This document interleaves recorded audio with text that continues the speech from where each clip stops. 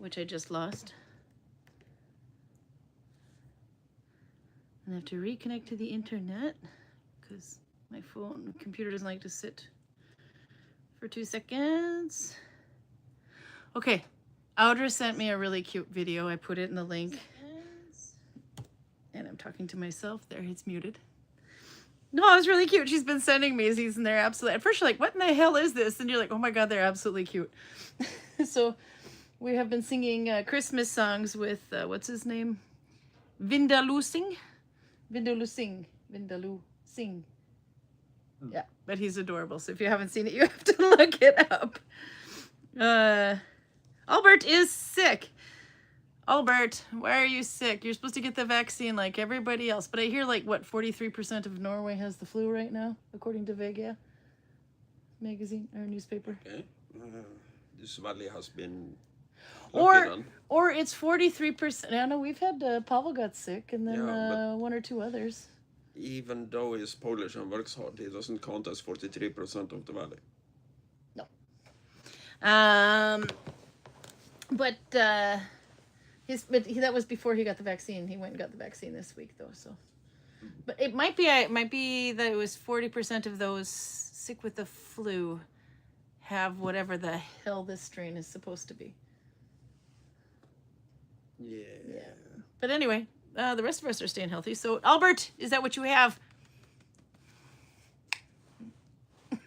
Of course he does, because he is a Viking, and Vikings love nothing more than to hug other Vikings, like constantly. Yeah, but that's why we're not sick, because no Viking come. Well, there are Vikings in the valley at this time of year, but most of them come in the summer. Yeah. And then in the summer, the walking petri dishes is a serious problem. In the winter, they are a major problem.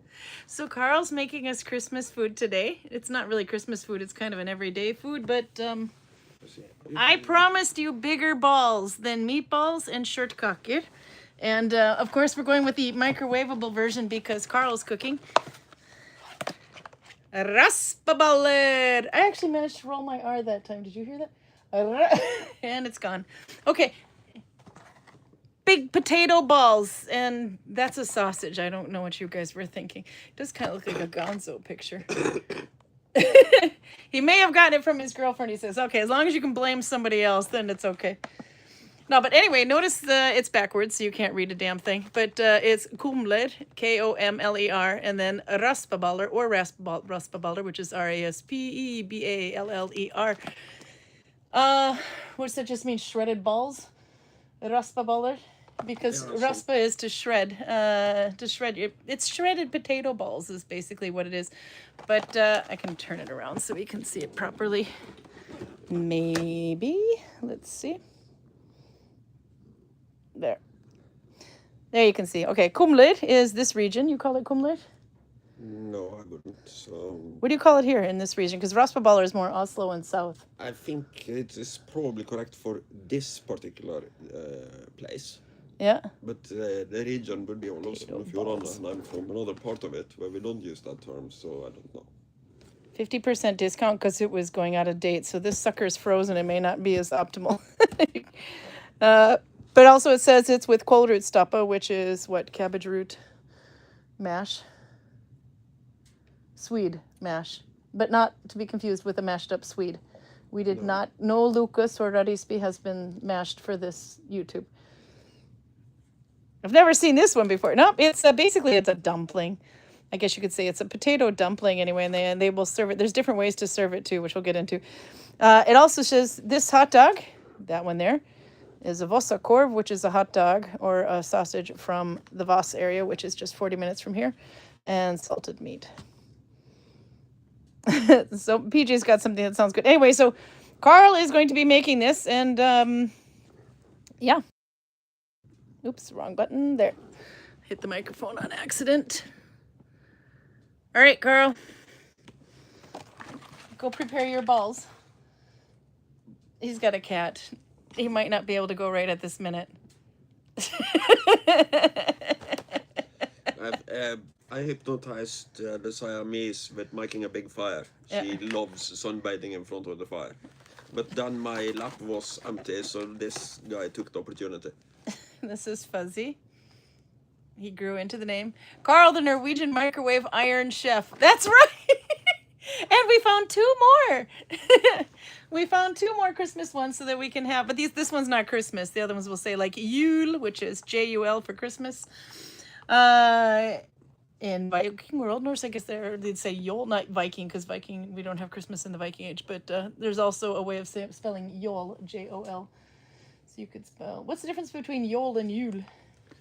Yule with the Y is the pagan. Oh no, not Yule, not Y-U-L-E, but Yule as in J-O-L and Yule, J-U-L. I don't know what you're talking about. There's 2 different spellings for that then. Yes. In this part of the Norway, they usually spell J-O-L. But the Oslo area, they spell J-U-L. You've been That's it? That's it? Difference There's between... nothing heathen about it? Okay, No. fine. I was getting excited. Look! You can make your balls now. No, they're potato dumplings anyway, and I Wikipedia'd the crap out of this thing. Because it is very regional, whether it is called kumla, or if it's called raspaballer. But raspaballer just means shredded balls. But shredded potato balls. They just decided to leave out the potato word and just call them shredded balls. And then kumla. What the hell does kumla mean? I'm thinking of kumluk, but that's not the same thing. Kumluk is the lid on your sewer.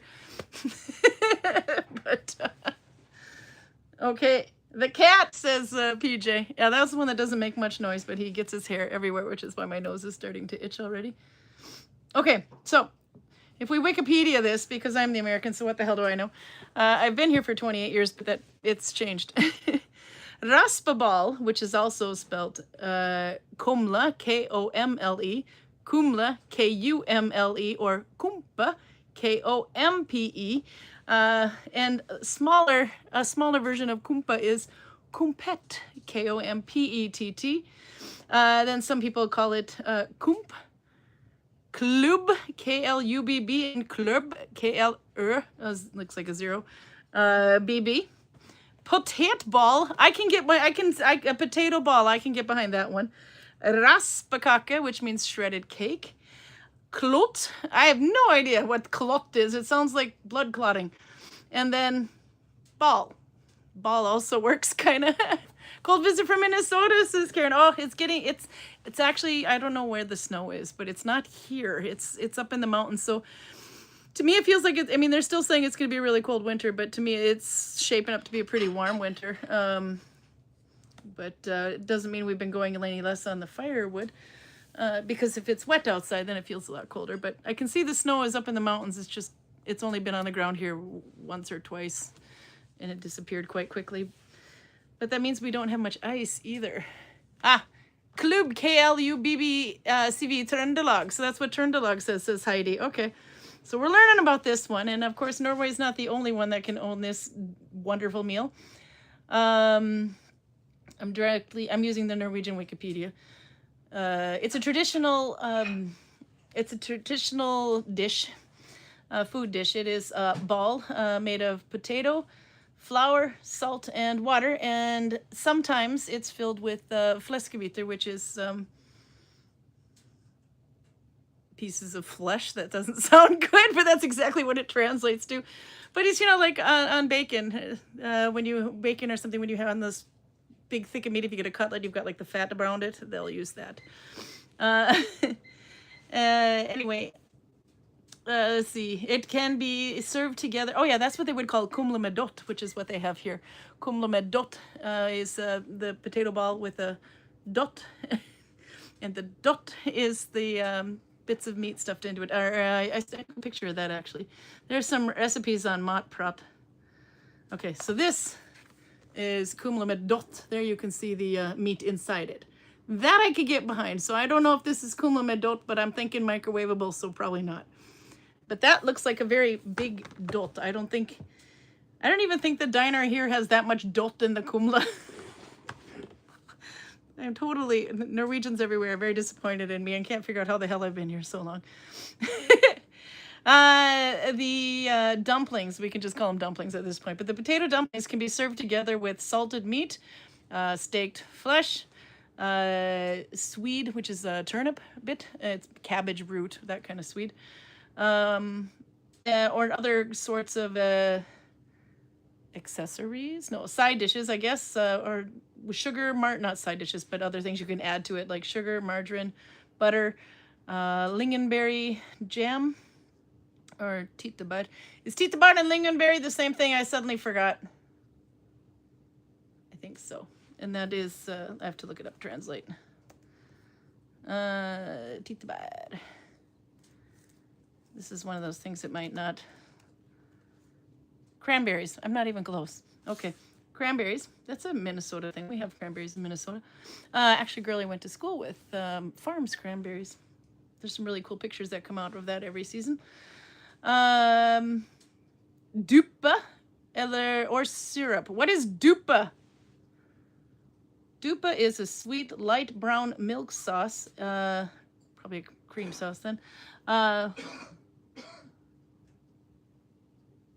It looks like it has to be cooked for a couple of hours. And you add sugar and then spread it like a butter and cream. Okay, that's a different kind of a thing. All after local or familiar traditions. In Hordaland, which is closest to here, the dish can be served with potatoes, the Swede mash, salted meat of lamb, flesh, and vossakorv, which is vossakorv is a sausage. It's good. We buy the vossakorv all the time and chop it up and put it into dishes, and it makes the locals cry because apparently you're supposed to eat the big greasy sausage by itself with potatoes, not supposed to cut it up and put it in stews. But it's good in a soup. The dish is also super popular in Norway, Sweden, Lithuania. So there we've got one for Audra.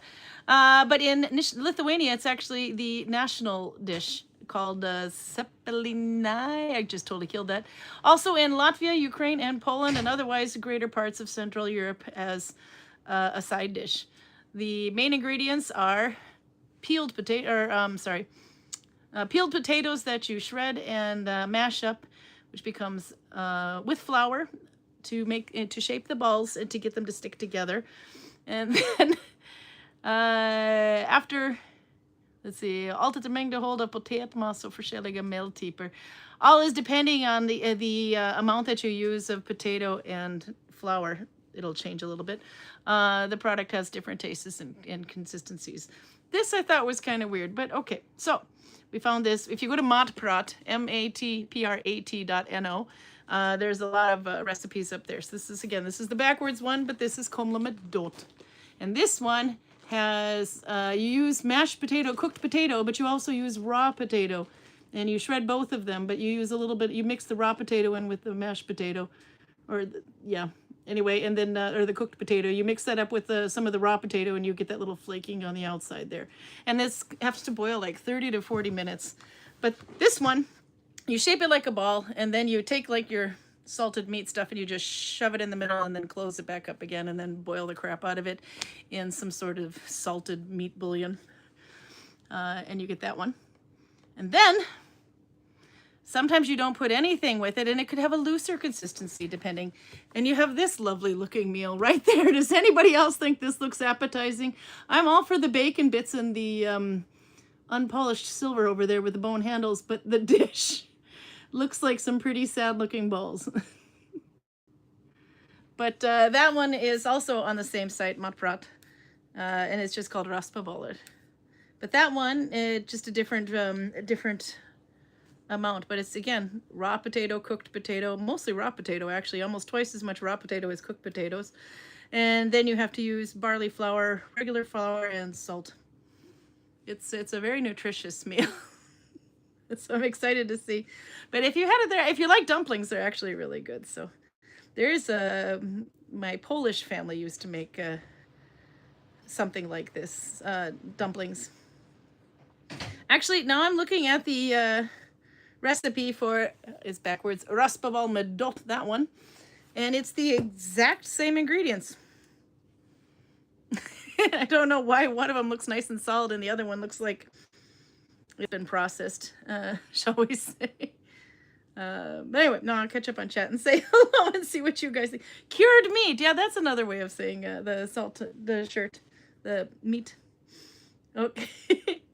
So anyway, that's what Karl's making, but we're having the microwave version, so it's probably not going to be anything like it's supposed to be. You saw the shirt cocker; they were like half the size they were supposed to be.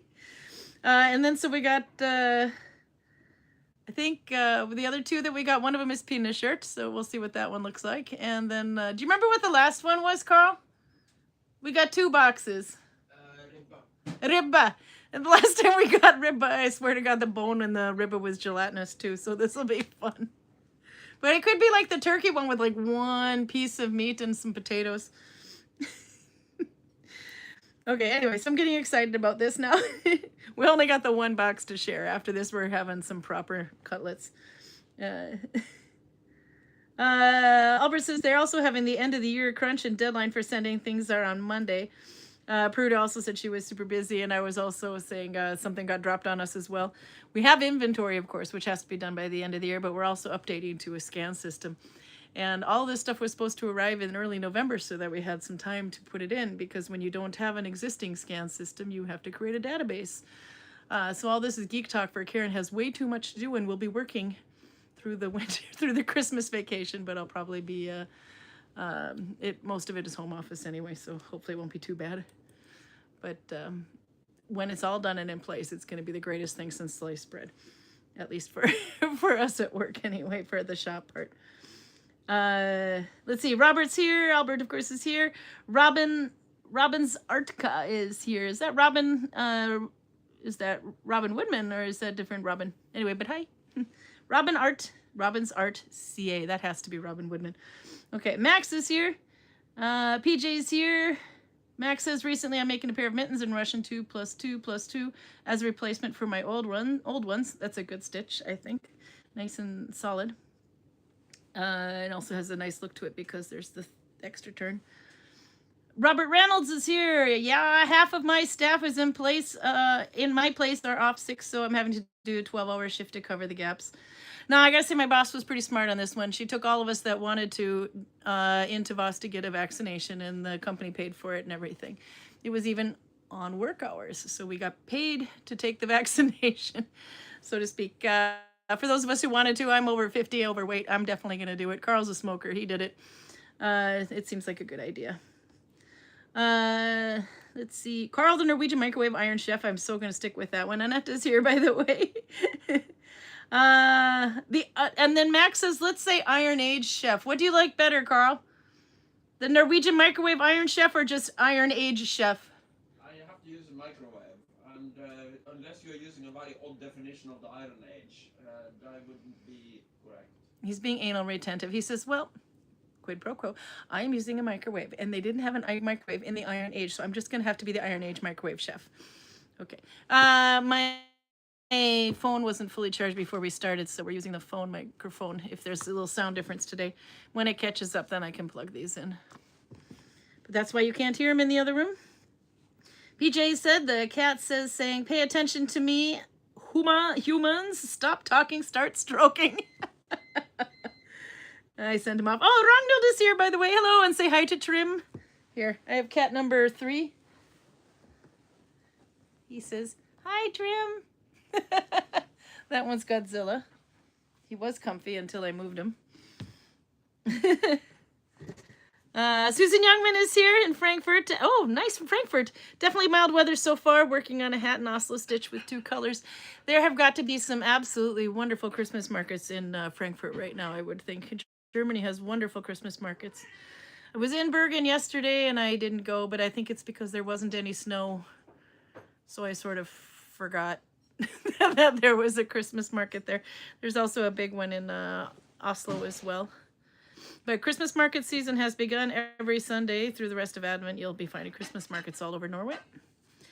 Heidi Lisa says, I dupe er det sørtsaus laget med brunost. Okay, so she makes, when they have these dumplings, they use a sweet sauce made with brown cheese.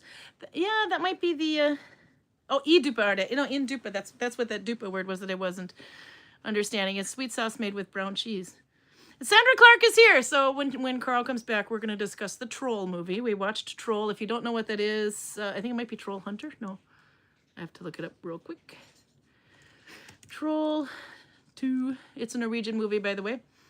First one was Troll. I don't know exactly when that one came out. I'm sure I can Google it. But Troll 2. So assuming you're talking about the Norwegian ones that Karl and I just watched that. If you know anything about watching movie with Karl, if there's going to be any historical mention whatsoever, he is going to nitpick the crap out of it and just like pull his hair out and stuff. We did a drinking game with him watching the Vikings TV series. Needless to say, we all got pretty drunk. That was during COVID, I think. But anyway, yeah, so Troll 2 is a 2025 movie. It is the sequel to Troll 1. If you like the idea of Norwegian trolls, it's kind of a fun thing. But considering I'm not from the land of the trolls, I've just moved here. I'll have to talk to the actual troll himself to see what he says. So I promised Sandra Clark that we're going to talk about that today. Let's see. Oh, it is Robin Woodman. Yay! And Sandra says, moving around yarn thingies while I listen from Canada. Yay! Yeah, it's on Netflix. Okay, so Sandy found it. Yeah, it's on Netflix anyway. I liked Troll 1. It is in Norwegian though, so you'd have to, you know, put on the titles, but the subtitles, but it's kind of fun. And the first one, they're like, you didn't tell us you were a Christian, you know, because I smell the blood of an Englishman, and they don't like Christians or something. Christian, I don't know. Karl will explain them. But I thought the trolls were kind of cute, but they were a bit more human looking than I was expecting. So, but if they were anatomically correct trolls, which they were tall enough that they would have shown that, they were fortunately very hairy in that area. It almost looked like they were wearing shorts. So we don't know how anatomically. How do trolls procreate, Karl? I can only imagine the look on his face. Normally, because they are gendered. He says. Male and female trolls. He said he thinks they do it normally because they're male and female, so he assumes they bang. Trim says hi. Gotta be nice, not for kids. Sorry. I don't know. I was just kind of wondering about that one, though. There you go. PJ's up there. Not for kids. Oh, they gotta be a way to make baby trolls. Because there was one of them in this movie is related to a troll from the previous movie, if I remember correctly, without giving away too much. Was that correct, Karl? I think so. The plot is so dumb that I wasn't really paying attention. Yeah, I'm going to make him repeat that one online, but he thinks it was too anyway. But so then obviously if one of them is related, then there must be a generational thing with the trolls. And how do you tell how old they are and whatever. But I do have to say I see where the troll folklore comes, because when you're driving around through these mountains, you can start seeing faces in them. Or position, maybe they're laying down or something, but you can see all kind of things. And to get an idea of this, Karin Okra, for example, who is in Minnesota, she knows there's also the sleeping giant, which is up by Isle Royale in is it Isle Royale, if I remember correctly? Anyway, but up towards the border of Canada, there is this rock sticking up through the mountain, or through the water at Lake Superior, and as you see it, it looks like it looks like a giant that's sleeping, so that could be a troll. In English in Canada. Oh, they have it in English. Are they just dubbing it, or how does that work? Let's see. Sandra says, also, I'm curious about how close to Norse folklore the film were. Yeah, that's where we're going to need the Norwegian. And Reese, I think that's how I say that. Anyway, just found you. I'm looking up into Nalbinding, so I'm super curious about it. Love from the UK. Yes, we will do. Okay, so there's only so much you can say about Nalbinding without boring the socks off of everybody. So we bring Karl, and he provides the Viking part of it. And then now we're desperately coming up with all kinds of weird stuff because we're indoors. There's no light outside. So we can't film outside till probably March. But this is the Karbenning stitch. This is the one on the cover. Just one more row that I managed to do since last time. And this is the stitch of the month. It is a denser stitch. And it involves one turn, but look how thick that thing is. It's super dense. This is the technical wrong side. It looks like that. And this is the technical right side. I kind of like the technical right side more. So somebody had a question on one of the Facebook groups, and they were making a cup cozy. It goes around a mug, basically. So imagine this with no bottom. But every time they changed colors, they would get like these little tracks from the previous. And I had to say, this isn't the best example of it, but I was noticing this last week, and then yeah, Carla's back. Carla's the cat that's whining in the background. She just moved away from the fire. But anyway, so they were wondering how to get rid of the track marks when you're changing colors in this direction and there as well. And I did notice that when I was doing this stitch, oh, here, actually, you can see the track marks on this one. There's always like a little extra spillover while the loops are working across each other. So it's not a very clean one to the other, even on the wrong side. It's not very clean one to the other. This one is Mammon, by the way. But I did notice that this one kind of had pretty much clean lines. Ooh, here comes my Viking. Anyway, according to Ingela, it's the twisted loop that makes it cleaner. So then we thought, well, maybe try one with a twisted loop in it. It could be TL, it could be to the left. Okay. Karl, would you like to explain this microwave dish? Yeah. I'll tilt it a little so you can see it better. Normally, when you buy it in the shop, you buy it. Looks just like the picture. Yeah? You buy it from the cooling section, not from the deep freezer. But because it was in the bargain bin, we buy it. We bought it about a week and a half deep ago. Frozen. So I have microwaved it because these balls just wouldn't get unfrozen. So I microwaved it again and again and again, and I think now they might be. They're probably still cold in the middle, but should we see if there's a dot? There won't be, because that is what would have been inside. This is the it. dot. Yeah, I was gonna say this looks like the salty meat that would be in the inside. No bones or anything. So, but if we could manually shove them in there if we really want to have the dot bit. Is it lamb or is it ham? Because I saw one said lamb. Okay. And this is the Vassakorv, but they are the smallest Vassakorv I've ever seen. If it is somewhat normal Norwegian, it's ham. Or it's a pig. And this is the turnip mash over here. And always a little bit extra water because, yes, it's meant to be in the refrigerated section, but we freeze it when we get home. So it lasted. Okay. Let's see how this slice looks. I gotta say, Karl, your balls are pretty big. It doesn't look too bad, actually. And then we're sharing this one, by the way, because only one went on sale and I didn't like it. Okay. No dot in the kumla. Told you. Is it, okay, well, wait a minute. I can fix that. I'm not left-handed. Okay, we're just going to use my finger and mash it in there. Now it's a kumla med dot. What do you think? We touched it. It's mine now. Slight lack of green stuff on the plate. What the heck? This is Norway. We don't do green food in Norway. It's all frozen up here. Okay. You want to try one? Oh, yeah. And then the sausage. You're not into the kumla med dot? No, but I think I deserve a beer now because I might. Yes, and because they only had the regular beers, the pils. I told him he could get 2, so he's got 2 of the pils today and 2 for next week. This is the inside of the sausage, by the way. What makes a Vassakorv a Vassakorv? Korv means, well, actually that's Swedish for sausage, but in this part of Norway, apparently they use it as well. But in Norway, it would be pulsa, but this is a korv. What's the difference between a pulsa and a korv? I'm really good at rolling my R's today. I suck at this normally. Korv is the old term. Old term? Korv is the old term. Nobody uses it anymore, but if you read the old Norwegian folktales, for instance, I would consistently call it korv. Okay, he said old Norwegian folktales, they would call it korv.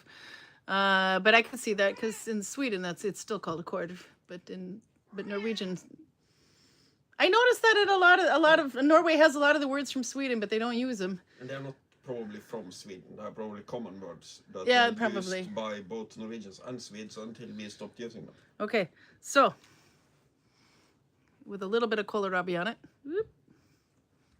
Kohlrabi stoppa.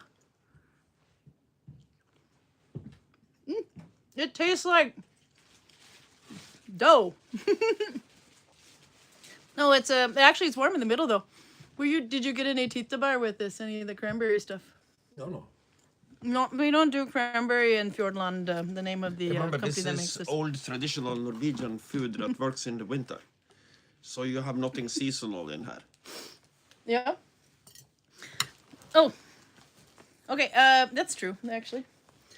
There was a funny comment on there. Robert says, now there is a question that Karen will talk about for the rest of the stream.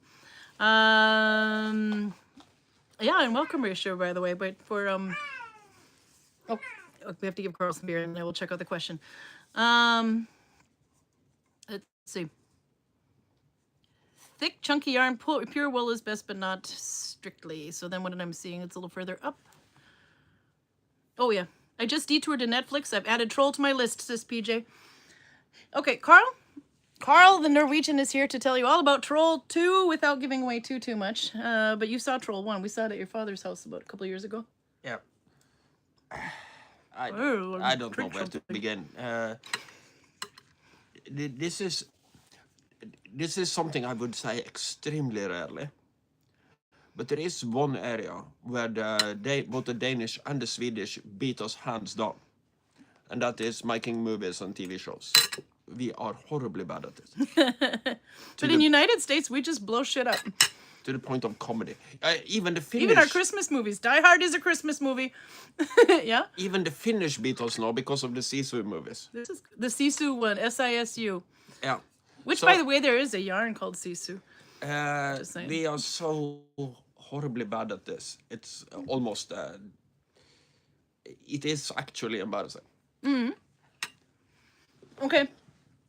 But how much of it was based on Norwegian folklore? Well, trolls are Norwegian folklore. The trolls being allergic to sunlight to a certain extent in the movie and completely in Norwegian folklore. Mm-hmm.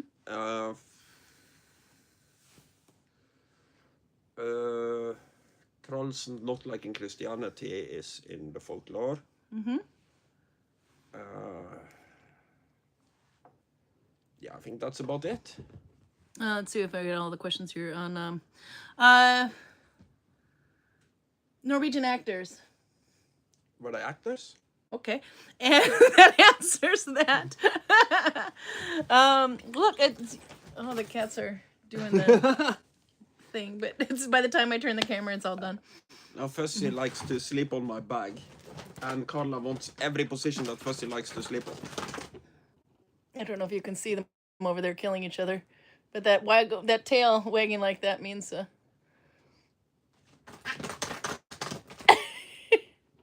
not for kids. Who's winning, by the way, Karl or Fuzzy? Fuzzy's tucked down behind the chair there, which, by the way, has my sweatshirt on it. I think it is unclear as of yet. I see a little bit of Fuzzy sticking up. Fuzzy hasn't given up yet, because when he gives up, he runs away. Yeah. It has my hood on there so that the cats don't scratch the leather chair, but I don't know if you can see them too much. See, now they're going to stop. This is why I can't ever film them when they're playing. No, she's queen of the hill now. She is demonstrating that she is not afraid of him by turning away from him. And swinging her tail like nobody's business. Yeah, and stop to clean yourself, of course. Look away and hope that he attacks. Yeah, no. And then slowly walk away. Game over.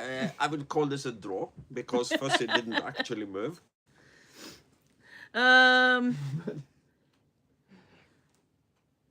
Ooh, that I gotta see. Okay. No, I guess a bit of ketchup. No, ask all the dumb questions you want, because we like dumb questions. Oh, round two. Now, see, as soon as I turn the camera. No, ask the dumb questions, because the thing is, if you guys didn't have any dumb questions, we'd have nothing to talk about on YouTube. It's all Anetta's fault. We're doing food. She tagged us and said, "Hey, in honor of Karin and Karl, we're gonna feature meatballs." And I thought, okay, that's it. We have to prove the difference between meatballs and shirtkaker, shirtboller and shirtkaker. So we did that last week, I think, yeah. And then we thought, now we got to continue on with this. So now we're doing raspaboller. But we're only doing microwaveable versions. You know, I put the camera out and then they just stop. Boring.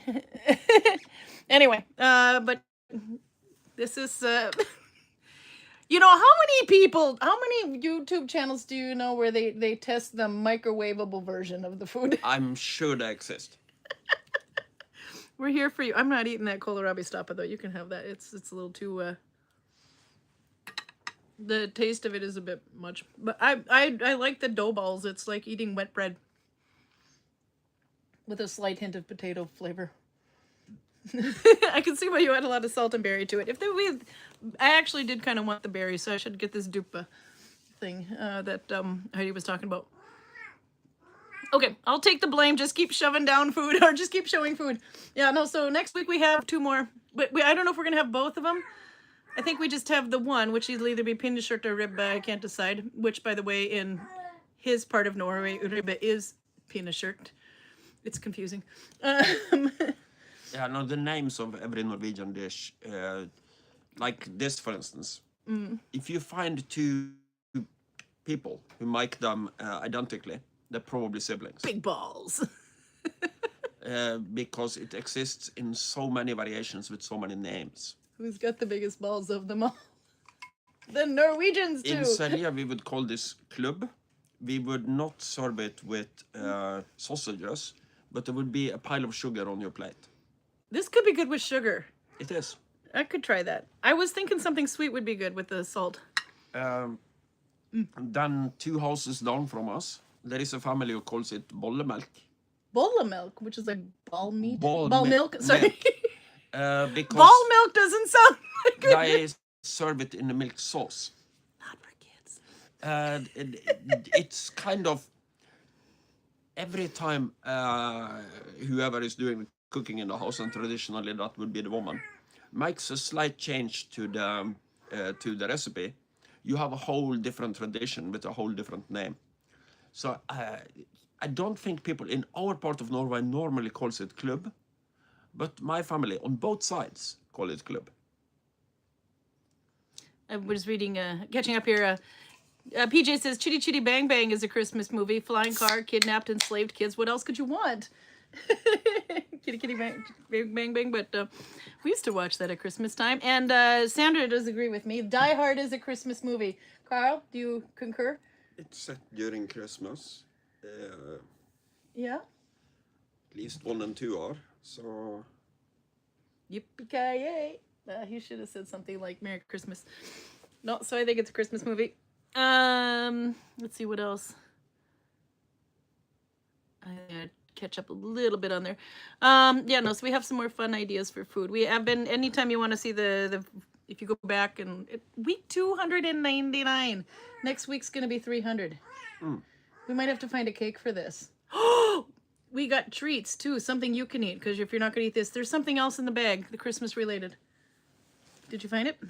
Yeah, I left it in the bag. So. To go with Karl's balls, we got Christmas nuts. Okay, hold that so I can turn it around. We were thinking about some other stuff to get anyway, but he needed a treat. Oops, don't look at my pile of mess over there. Julenørter. But if you look kind of closely at it, you can see there's like this crusty, sugary thing going on top of the nuts. What is that actually? It's kind of like almost like a, not quite caramel, but anyway, you dip it in these Christmas spices, a bit of probably cloves or yeah. I don't know exactly what this is. I suspect those things of being chocolate balls, but I might also just be some kind of. There's got to be a nut in every one, though. Anyway, so we got trying to turn my phone around here. Is it working the right way now? Yep, my gimbal started to do stupid things. Okay. They also have something called turmix. That is basically nuts. That's got fruit in there. Pieces of chocolate and there we go. raisins. Yeah. So, okay, have your Christmas nuts with your beer, with your Christmas beer. You are drinking, by the way, we're going to getting back to questions, don't worry. Merry Christmas beer from Hansa. Hansa is one of the top 4 or 5 brewing companies in Norway, so it's like a regular beer. It's the one in Bergen, and I think it still holds the right to produce Coca-Cola in Norway. So yeah. By default, that makes them the biggest. Your father liked Hansa. Yeah, we are in their region. Yeah. Back in the day, you would only get kind of local beer. So he grew up on this. And by extension, so did I. Why is there an umbrella on the beer under snow? It's not supposed to be raining at Christmas time. Is it snow or is it? But there's an umbrella in the picture. And it seems to be shining light underneath it. Why? Why is there a Christmas umbrella in the can? These are things I would not have noticed if we didn't put them on YouTube. I don't know what the umbrella. It's an umbrella with the. If you tip that anymore, it's going on the floor and you're cleaning it. No, I won't because I've already taken off most of it. It's from Bergen, so if there It's always raining in Bergen, I guess. It's one thing that I am very proud of. I have more rain days than any other town, city, or place in Norway. Okay, once again, it looks better on the bag than in the bag. Okay, this is the before picture. And this is the after picture. So there are some spicy things on there. Oops, that's going to taste good. I'm kumla med peanut. But they have like, there's a cinnamon and then these ones were the little chocolate covered ones. But there you go. I'll put it back in the bag and give it to you. I actually like Christmas nuts. I'm getting it everywhere but in the bag. There we go. Should have got you a bowl. Lots of sugar and salt. It's perfect with a beer. Okay. Anyway, so Karl's having his beer. Oh yeah, I was going to read what it said on there. Dark and full lager, fyldig. Fyldig, yeah. Full is probably good translation. Like full tasting, probably. Yeah. Full-bodied. A lager, which is the classic. Merry Christmas. Hans juleøl brygger på gode, gamle oppskrifter og kjærlighet til håndverket. Hans Christmas beer is brewed in a good old tradition with and love of handcraft. Nytes til julematen. It's good to have with Christmas food.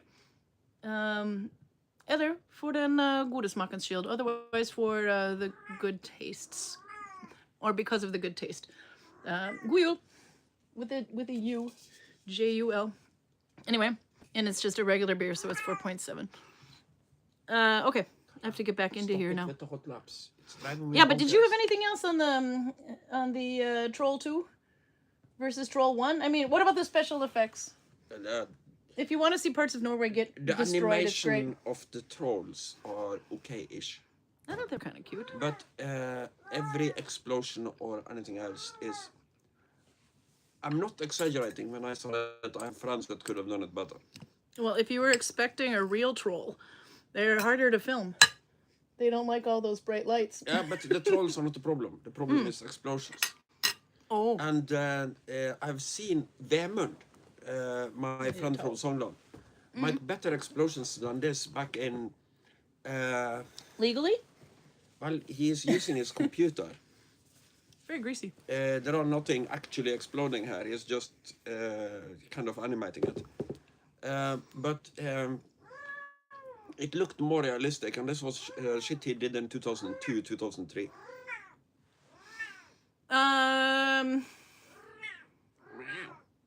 We only saw 2 trolls this time. 2 trolls. Troll 2. The first time I think we only saw 1 troll though. And the remains of trolls. Yeah. Oh! But this one actually involves some history. No, it doesn't. Supposedly it involves some history that goes all the way back to, was it Olav? Saint Olav, yes. Saint Olav, yes. And which part, if you could say one thing without spoiling it too much, had you cringing the most? Of the facts that were shot out about It's kind of hard to do anything with that without spoiling at least things that happen after the halfway part of the movie. But, oh yeah, no, don't do that then. There isn't...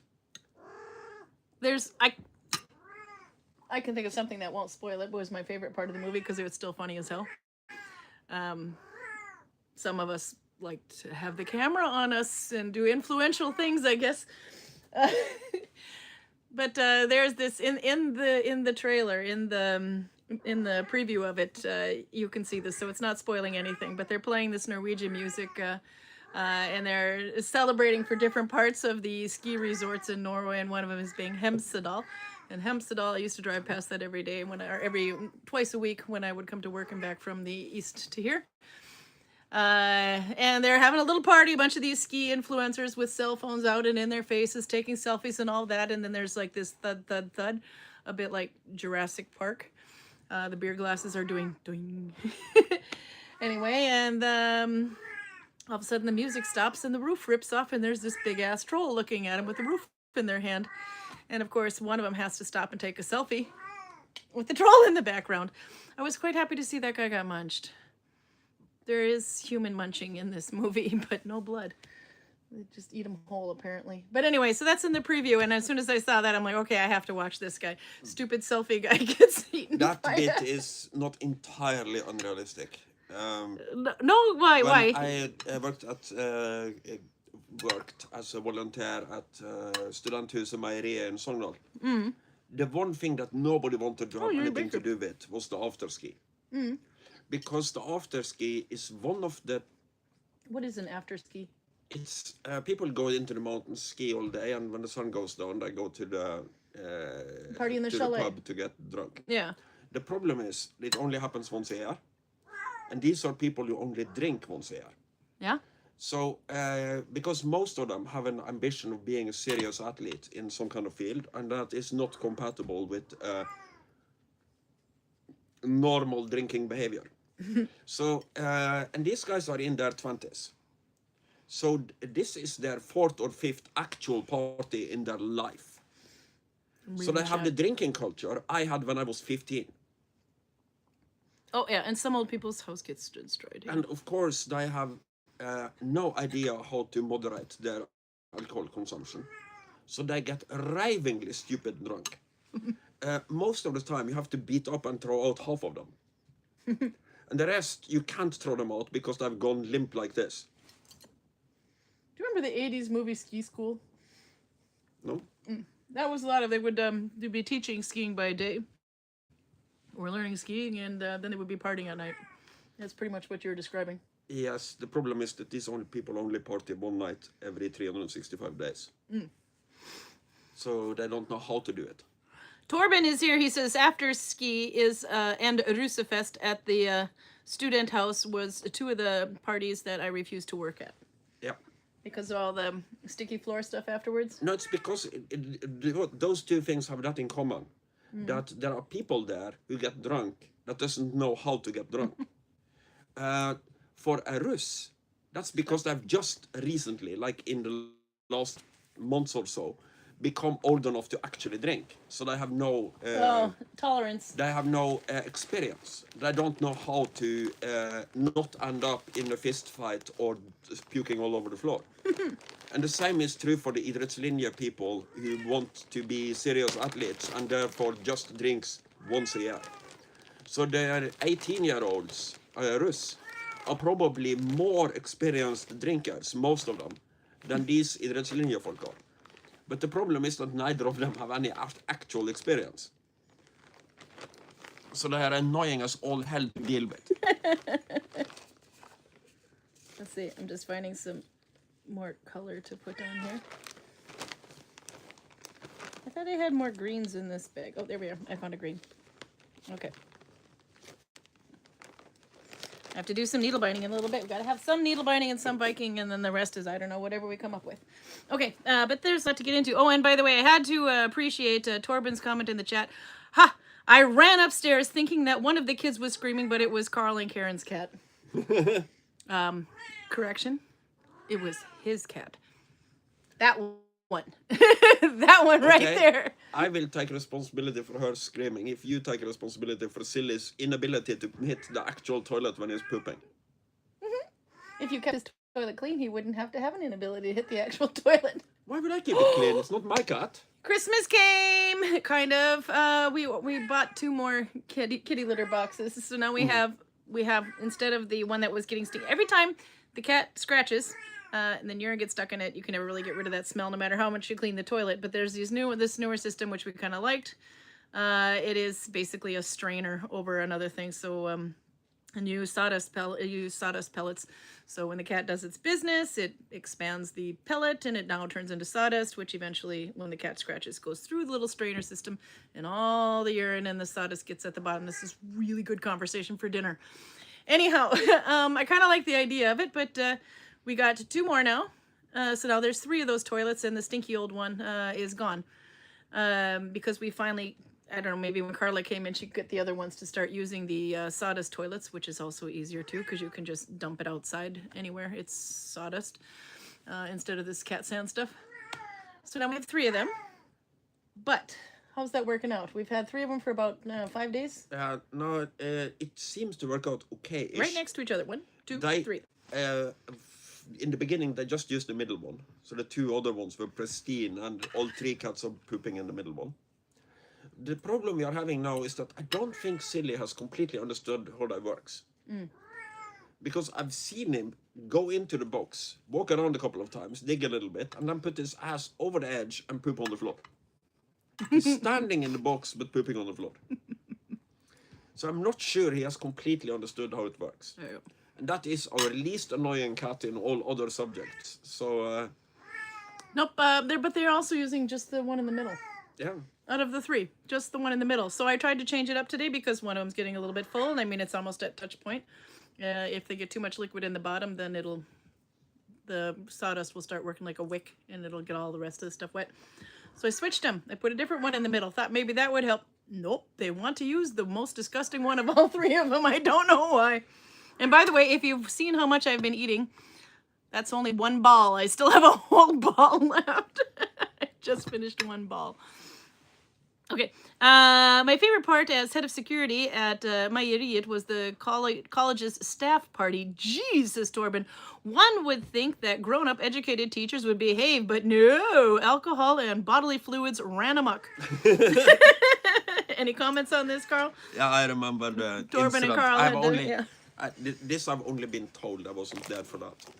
Yeah. But there was an incident with Torben and Sten Anfinsen that almost caused Sten Anfinsen to be arrested. We haven't seen him in a while. He needs to come back. Stan Arnfinsen.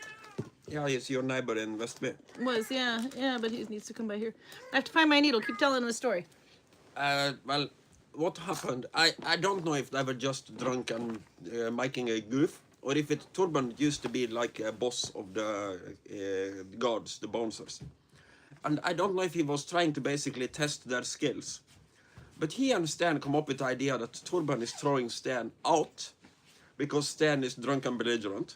This is obviously just bullshit. Stan is odd, but normally not drunk and belligerent.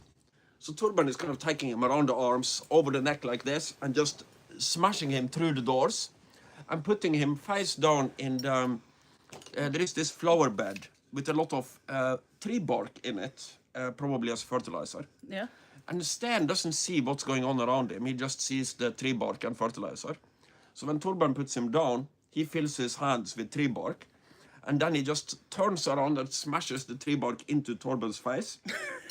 But he didn't notice the 2 police officers that are standing right next to him. So in the next second, Stan is back in the tree bark, and the police are seriously considering if this guy is a threat. I think, if I remember correctly, Torben managed to talk them out of it, but we almost lost Stan for the night. Okay, I have to get into the needle binding part of it too, but I just spliced on some new thread here.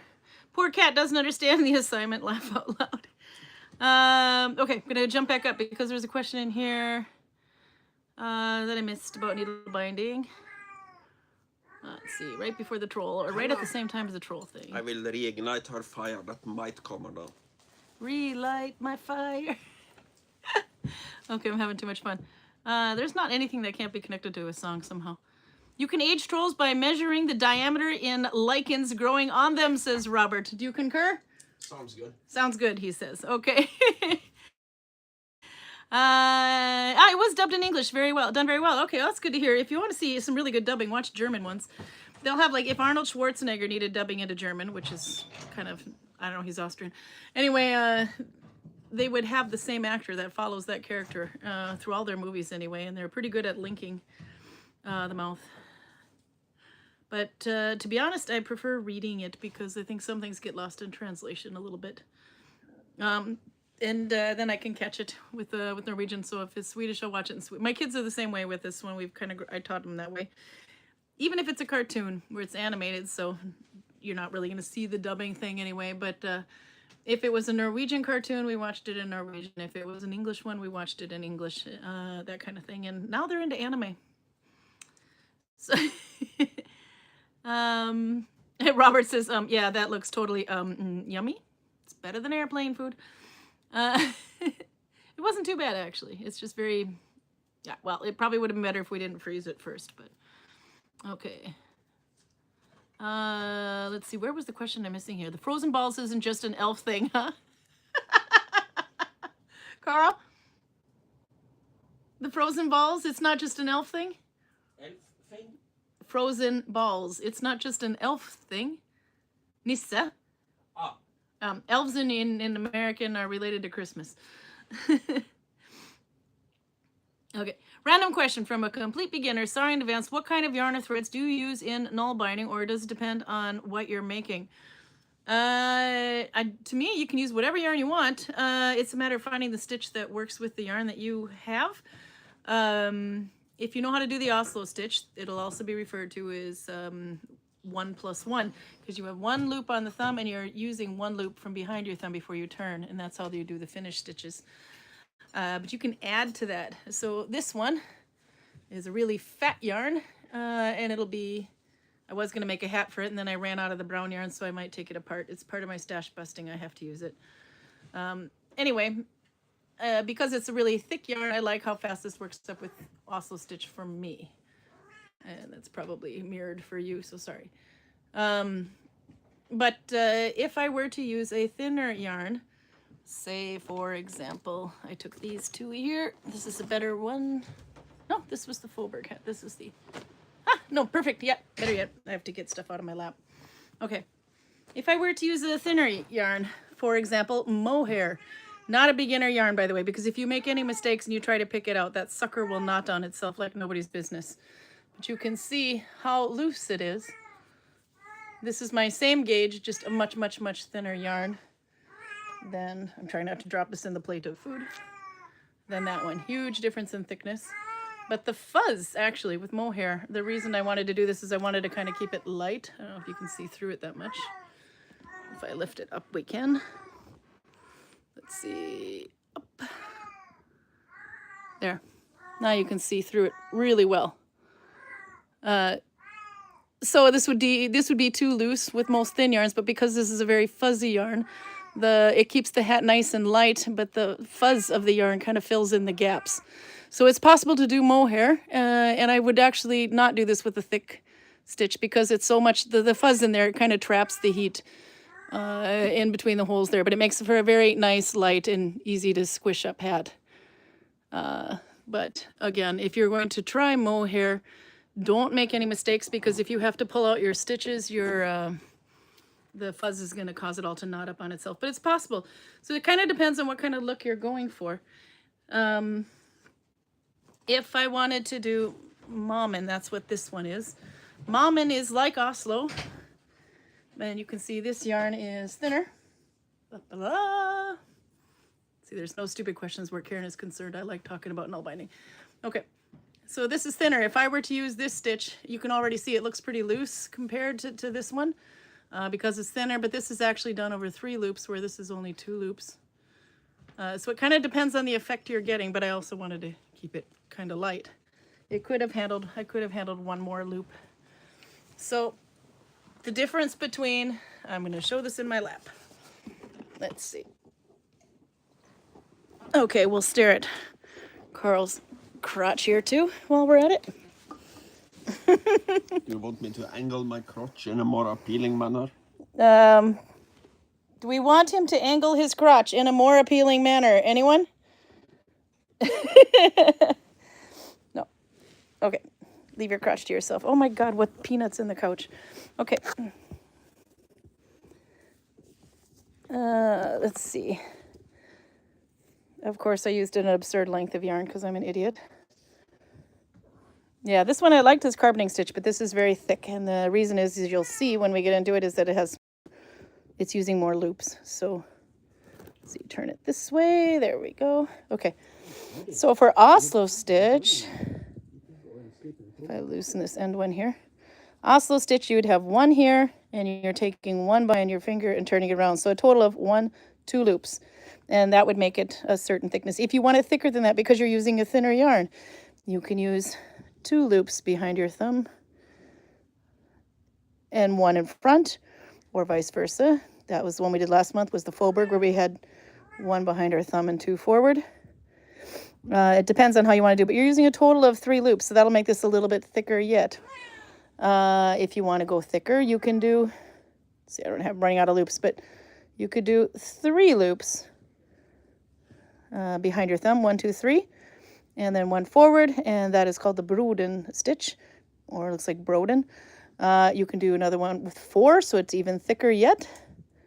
Let's see if I get 4th here. It lines up better when you're actually doing that stitch. I'm not doing that stitch right now. 1, 2, 3, 4.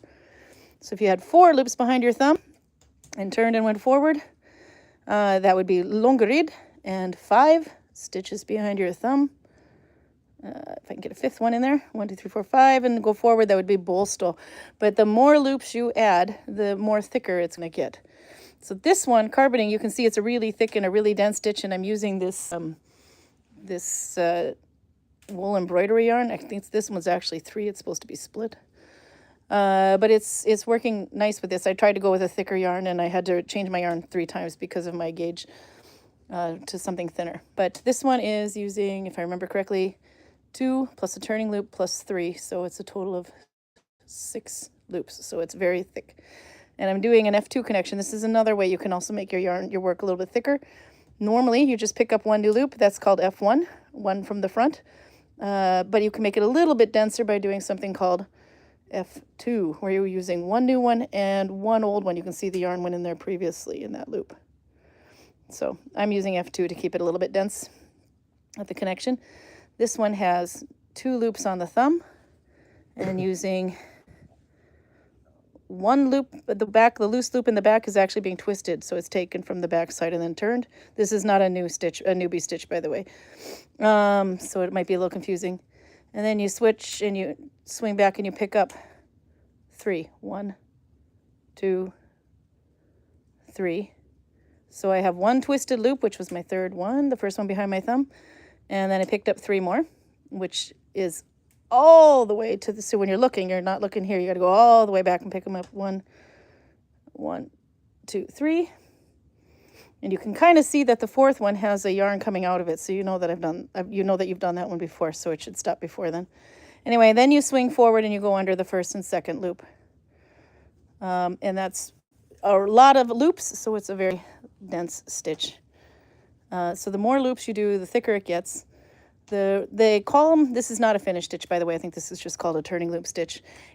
Most of the stitches that you go this way and then this way is part of the Finnish family. It has nothing to do with Finland. And some of them have names and some of them just has numbers. There's another one that you could probably work well with this yarn called Finnish 2 plus 2. And that's where you're using 2 loops behind your thumb and 2 loops in front of your thumb the whole way through, but you work it just like Oslo.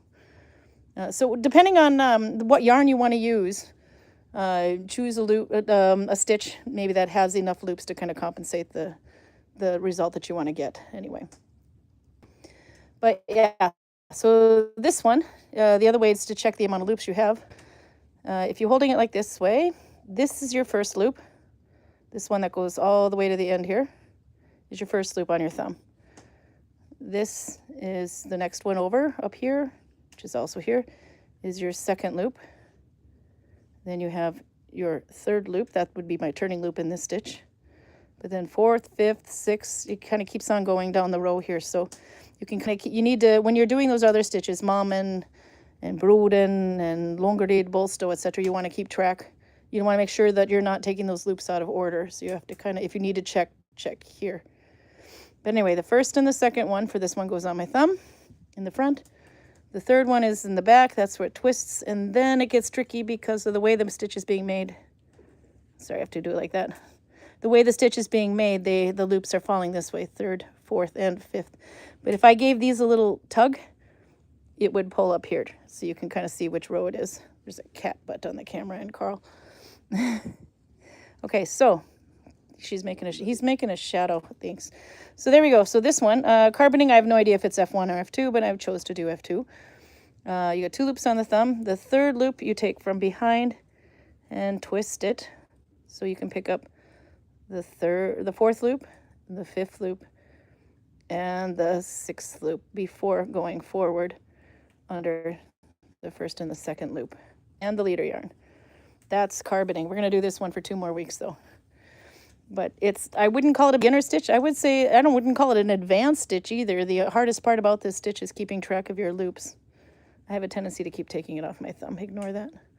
So twist the 3rd, pick up 4th, 5th, and 6th loop, and then go back forward under the 1st and 2nd. So everyone, whether I should be having 2 loops on my thumb, but for some reason I have to feel like I have to take it off, but I catch my new loop around my thumb. This is purely for gauge. You don't have to catch it on your thumb. You don't have to work off your thumb at all. There are some people that will yell at you for working off your thumb, but you do whatever your heart desires. The reason I catch that end loop on my thumb every time is so that all my stitches are uniformly the same height. It may look really loose on the end, but as you keep needle binding, these loops are going to get worked more, and it's going to shrink it down to a normal size on there. So don't, other people when they're beginning, they start getting worried that their end loops look so loose, but that's because they're not completely worked in yet. But yeah, if you can do something called needle tensioning. I would not do that on this one, but you could do that with Oslo.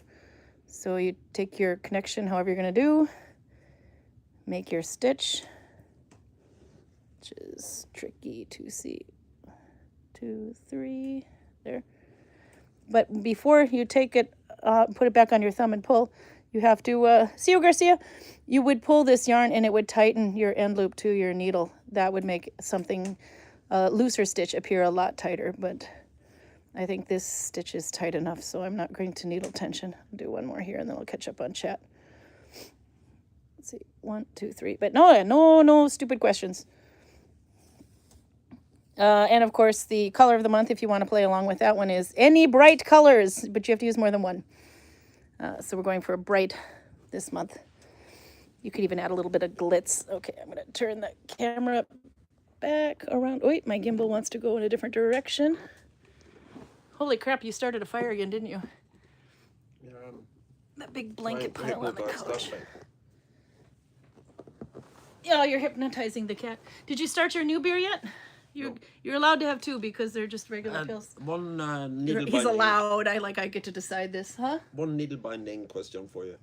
You know the fisherman's mitten in the north of Norway that were needle bound and then felted so that they were waterproof. Which stitch would be best for that? To make that mitten or to make the actual stitch that they used? Well, that would be, I don't really care because it's post Viking age, but try this one if on. you wanted, if you that too wanted thick? to felt something so it was waterproof, which stitch would you use? The denser the better, and well, this okay, but you can feel how dense that is. I would not make mittens out of that. If I did, I sure as hell wouldn't felt them afterwards because it's already super dense. It's like a mat, a rug mat kind of thing. But if you wanted mittens that were somewhat comfortable to use but still waterproof, by way of felting. And what kind of yarn would you be using? Thinner or thicker yarn? I don't know. What kind of yarn would you use? Well, if you use a thick yarn, like this one, you could felt it, but I wouldn't go thicker than Oslo on it. Oops, I'm getting yarn in my food here. I wouldn't go anything tighter than Oslo on this one with it because when you felt it, it's going to be like super dense. So you have to assume that the mitten you make is going to be a lot bigger than it's supposed to fit on your hand. I think they say like it 30% shrinkage. I don't know, you'd have to do a test piece too because it's kind of like throwing a Norwegian sweater. It could fit you and you put it in the washing machine and in the dryer afterwards and suddenly it fits Barbie. Yeah. But it might not. It might just fit, skinny girlfriend. It might fit. Oh, if I put a Norwegian sweater, it would fit him maybe if I shrunk it. But it depends on what you would go for. But I like mittens out of finish 2+2 and a slightly thinner yarn. Maybe not this thick. Yeah, even this thick actually. You can kind of see there. But then if you felt it, it will make it more water resistant. But wool has lanolin in it, which is already a water resistant kind of thing too. Yeah. But if you assume that you're going to pull up wet rope, you're going to gut fish, you're going to you want something super solid. Use your hands on something that will get you wet. Yeah. Well, they're gonna get wet anyway. It's just like woolly mittens. They're gonna get wet. Once they're wet, it's wet. But when it dries anyway, like rain, Well, I'm listening isn't to a gonna go through it. fisherman from the west of Norway Yeah. that would absolutely consider the fishermen in the north of Norway to be the laziest humans in existence. But If you still, used this, there, I mean, that would take a lot. Once it's wet, it would be the heaviest thing on your hand.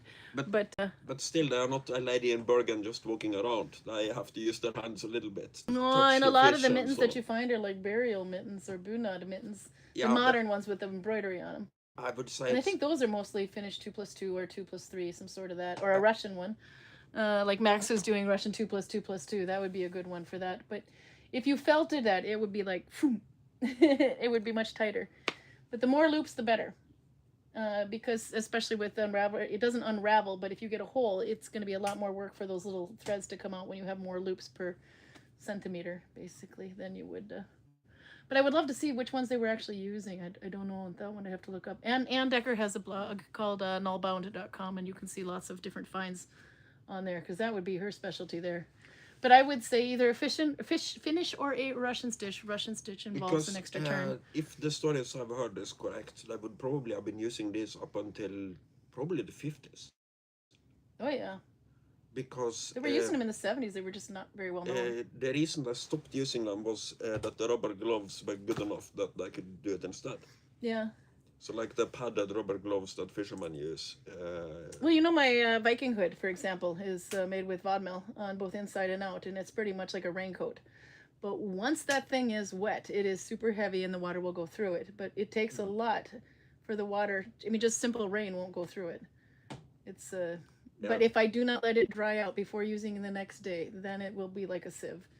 It'll just leak. But if you have it all dry out, then it's automatic. So if they're dipping their hands in water, not much they can do. But if it's just surface water, that won't go through.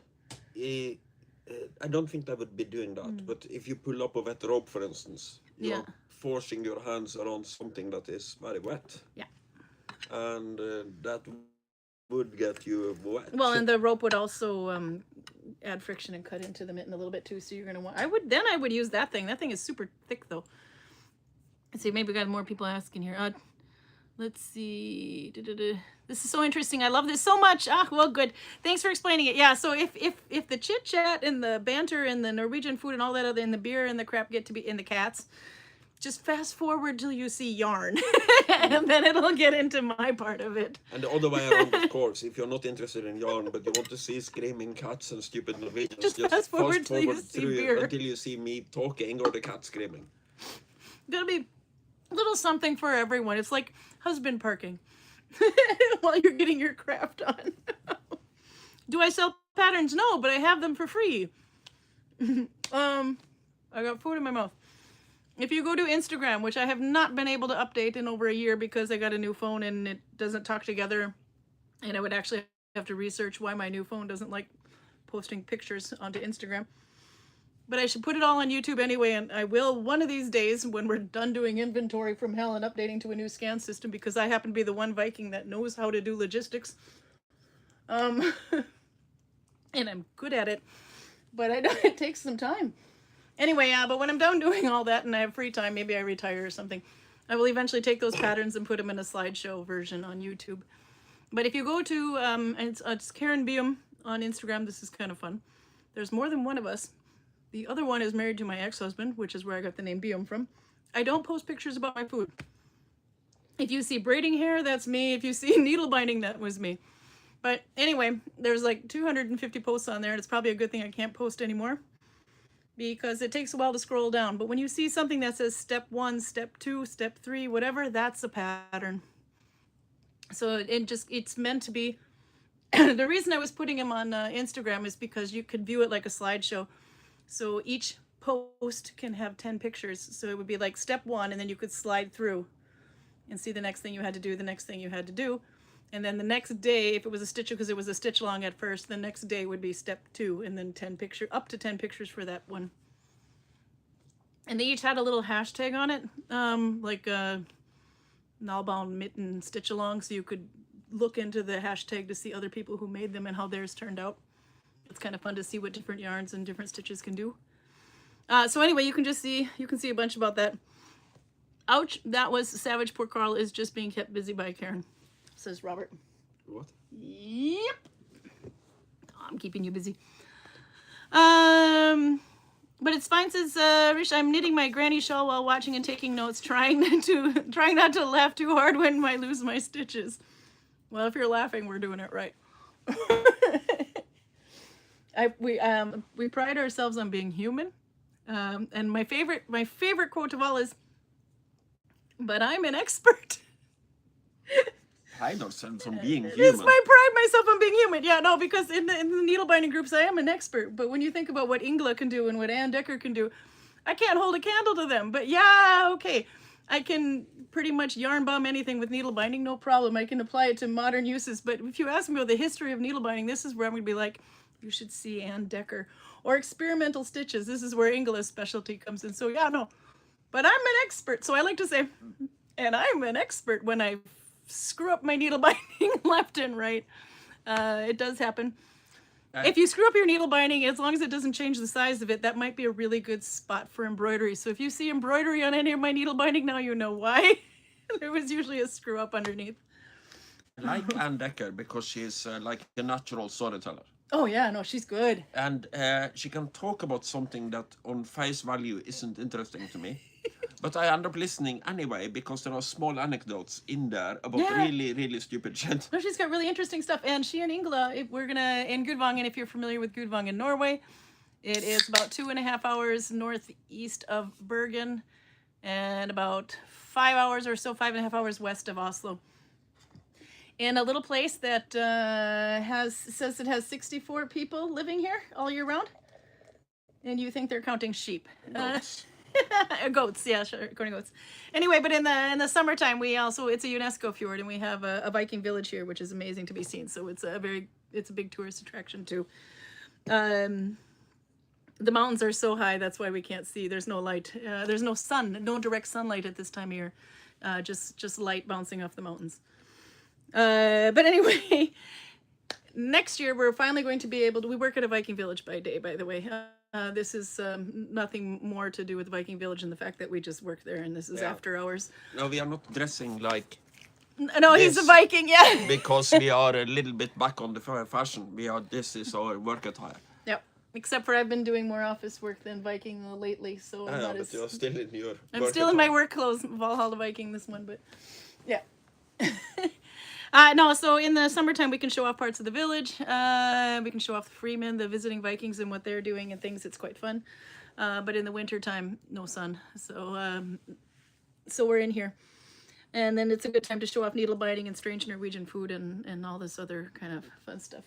But if you can get here in 2026, hopefully in November, then we will have our first needle binding festival. We've been talking about this since COVID.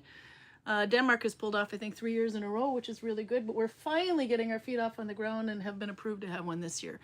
And of course, if we're going to have a needle binding festival, we have to have some key lecturers.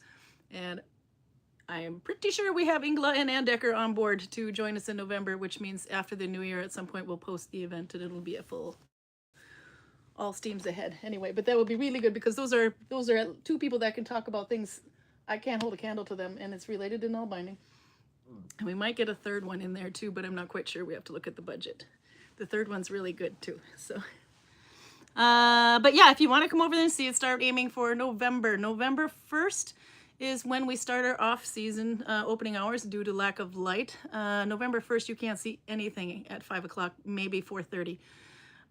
So we close the shop. We close the town at 2 o'clock, but that's a perfect time to continue with the festival indoors with heat and a projector, that kind of thing too. And we can even after 2 o'clock we can start introducing modern needle binding things, so you don't see just the Viking historic, you can see both aspects of it. And we thought it would be a great opportunity to have a yarn swap because some of us have too much yarn. That's just one bin. I have lots.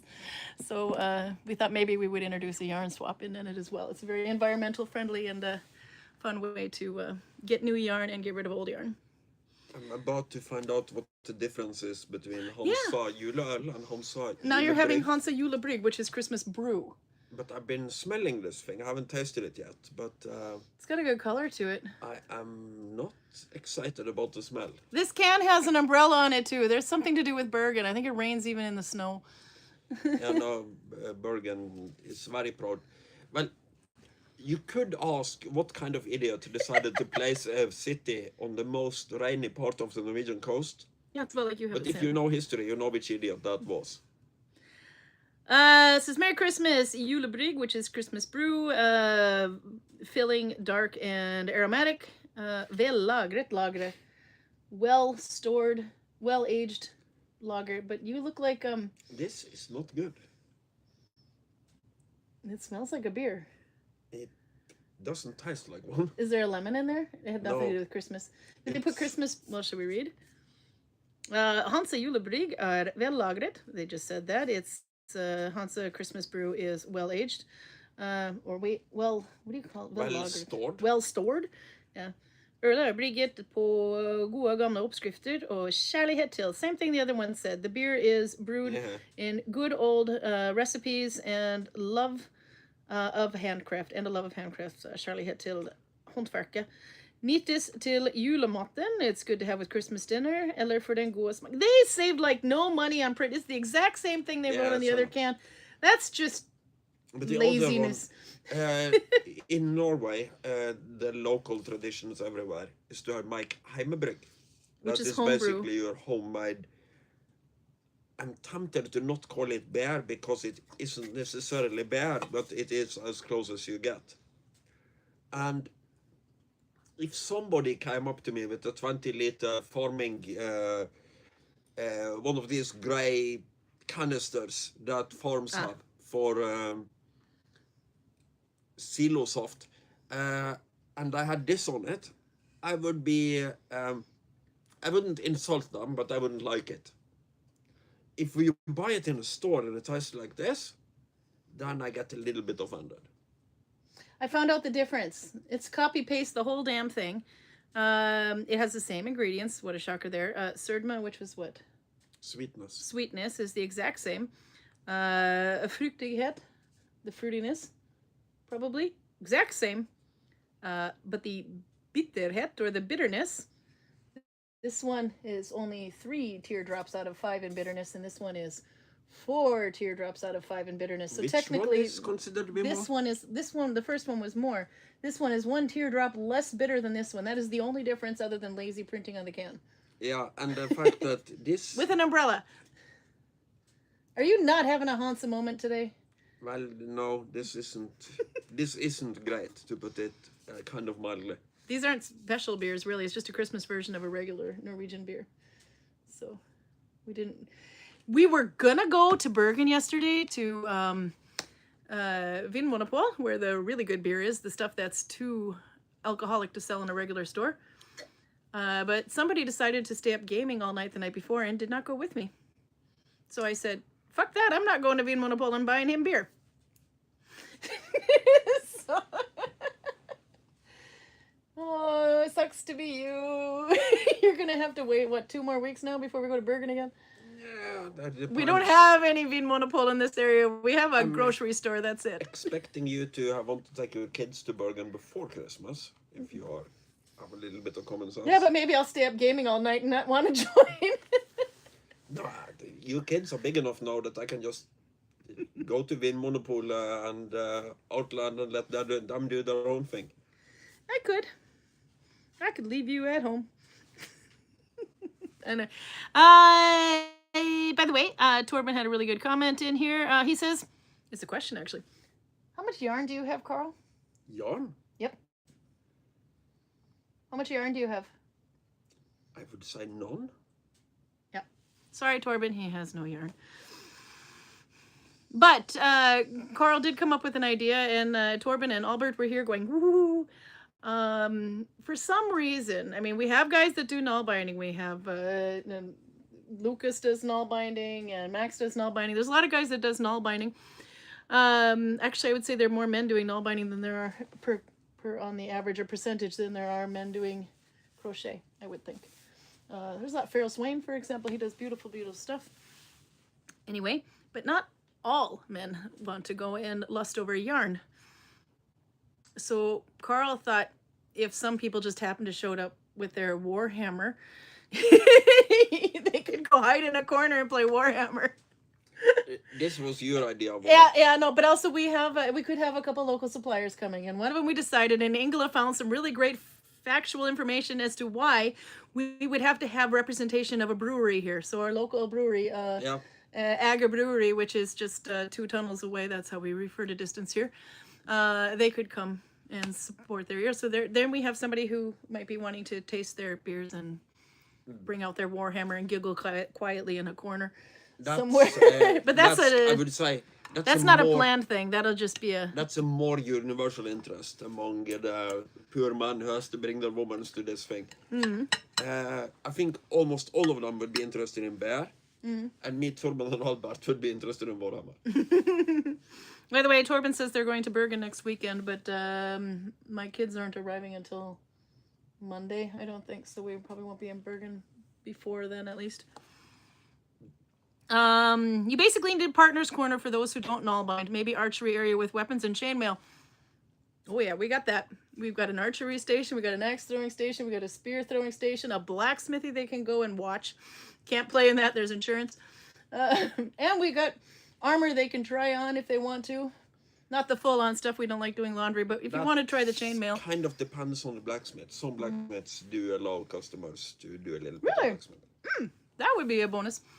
We have our Vikings, our freemen, our volunteer Vikings. They're like Trim, for example, could try. Trim's almost old enough, I think, to try blacksmithing. He might be, there's an age limit on blacksmithing, but... Yeah, that's probably one of our policies, and I don't know what our policy is on that. Yeah, no, so the Trim might not be, but after a certain age anyway, the Viking kids that are coming to visit, they can also try. We had one on for Easter, Daniel. I don't think the Norwegian government has made a law about this. They love to make laws, make no mistake about it, but I think this is too specific for them. And a few dice makers. But we have to think like a business here. So if there is something that is vaguely dangerous, and if we would look like idiots in court, if we have to explain why this 5-year-old has a 3rd-degree burn on his hand. Then, you know what? Torben has a good point. He says, when should I be there, and can I bring some gallons of my own cider? If you're allowed to sell that, yeah, you absolutely could. Torben, you're local. He's from, he's got Hardanger area. Well, actually, nearby anyway. So yeah, we'll talk. You could probably bring your honey. But you can bring it even if you're not allowed to sell it. It's I meant if he wanted to try to offload some of them, he can absolutely stand as a vendor. But we also, the Vikings, they can bring their own craft and sell them as well. So you can see all kinds of needle binding and anything related to needle binding, for example, yarn, plant-dyed wool, hand spun wool, needles, and cider. But then there's a joke here. Nikki says, and a few dice makers, but dice existed in the Viking age. Yeah. Actually, that's a thing. We do sell bone dice in the shop. But would you know the history behind the bone dice? They go back a long time. Yeah. The Romans played the dice games. It's kind of related to a thing I brought up earlier, that during the Republic, bring your own dice. You find very little toys for kids. But you do find a shitload of dice. Because gambling was the only kind of game kids were kind of allowed to do. And then only on special occasions. So you find a lot of dice and game boards. Yeah. By the way, Torben says he has his Schenkemester permit, so he is allowed to serve. Schenkemester would be master server. But yeah, no, it means he has a license to serve. Yeah, you need one of those. You have to have one of those in Norway to serve alcohol. If you don't have one, big problems. We have a license to sell beer, but we don't have a license to serve beer. But the restaurant that's affiliated with us does have a license to serve, so they could set up something like that. But we have 2 people who can act as Schenkemester if we have a license to serve on our premises. Big ball. Let's the second one. Which we normally don't. I believe it is the same 2 people as that holds the license basically for us to be allowed to sell it. So Georg and Fjallar. Yeah, that's true. But also, like I said, we have cooperation with the hotel, so they'll be serving stew and soup, and they can Yeah. also serve alcohol. But The f- Aga Brewery would be able to serve beer, no problem. That's there as well. But anyway, yeah, no, that's actually something you could do if you wanted to participate in it and not just stand there and watch Karl roll a dice. But by the way, if you used our dice for Warhammer, I wouldn't recommend it. Why? Because they are handmade and not exactly even. So Tell the story. I'm gonna eat this big dumpling here. You tell the story. okay, I'll tell this story without mentioning names because these are people we know. But one guy told another guy about a game that was played in another Viking village. Won't say the name of that one either. Where the dice were loaded. Basically, they were lead inside the dice that make the dice roll badly every time you roll it. And I got some girls to show up and play for clothing. They gave the girls the loaded dice, so they lost spectacularly to everybody's great entertainment. Which led the other Viking, the one that was kind of local from here, to try to come up with a way to load the dice.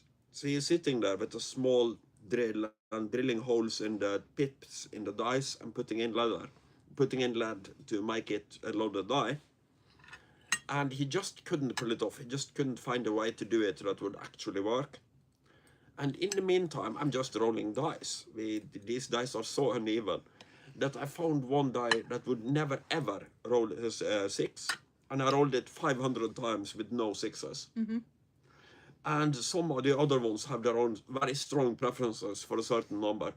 So you don't even have to mess with the dice. You just have to pick out the dice that are messing in the direction you want them to mess. I use that story in the, much shorter version and a little bit more cured version of that story today. They said, because it's sitting right next to the register. They're so small and easy to pocket, so we have to have next to the register. So people are those dice? And and they're made of bone. Oh wow! And they're like, but just so you know, they don't necessarily roll true, but they're really kind of fun to have. But on the other hand, if you find the consistency in the ones that don't roll true, what they do roll, you could actually use this to your advantage. And they're like, I'll take 6. They sell really well though, the bone dice. They're cool. They're very close to the actual finds from the Viking Age. Yeah, they are actually. I think the Vikings probably would have put a little bit they more don't cost effort a lot either, so. into getting a true die. A die that at least has a reasonable chance of rolling every number. If you get a complete even distribution with 500 tests, that's one thing. But at least you shouldn't have any numbers that never come up. That would be bad. Speaking of where I went back to check to see what all the stuff I missed because there's so much good things in the chat. But as an avid orc player in Warhammer Fantasy Battles, having casting dice that never roll 1, that would have been great. So many times I have this super devastating spell lined up against the enemy and then my magician just explodes. There is something called a miscast.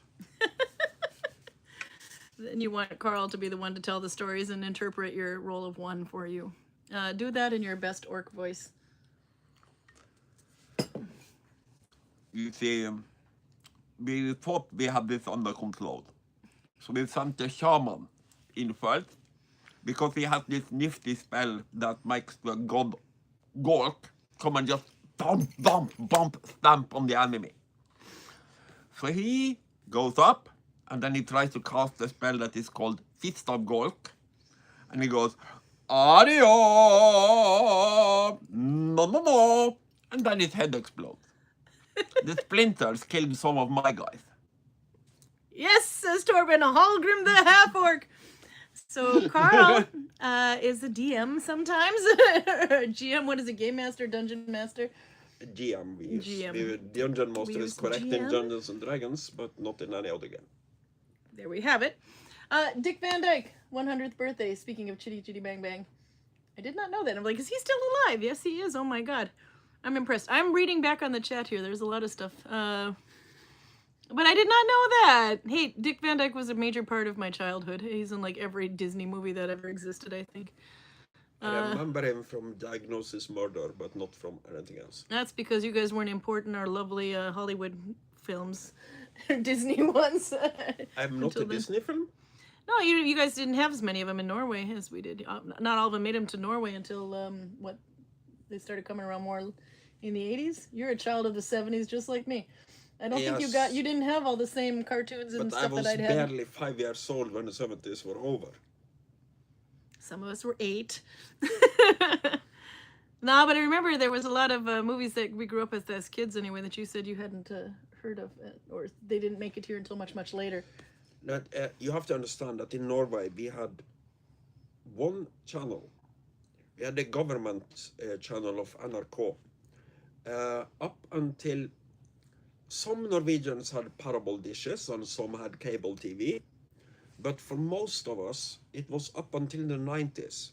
You were locked into just watching NRK, which sucks horribly and is bad at practically everything they do.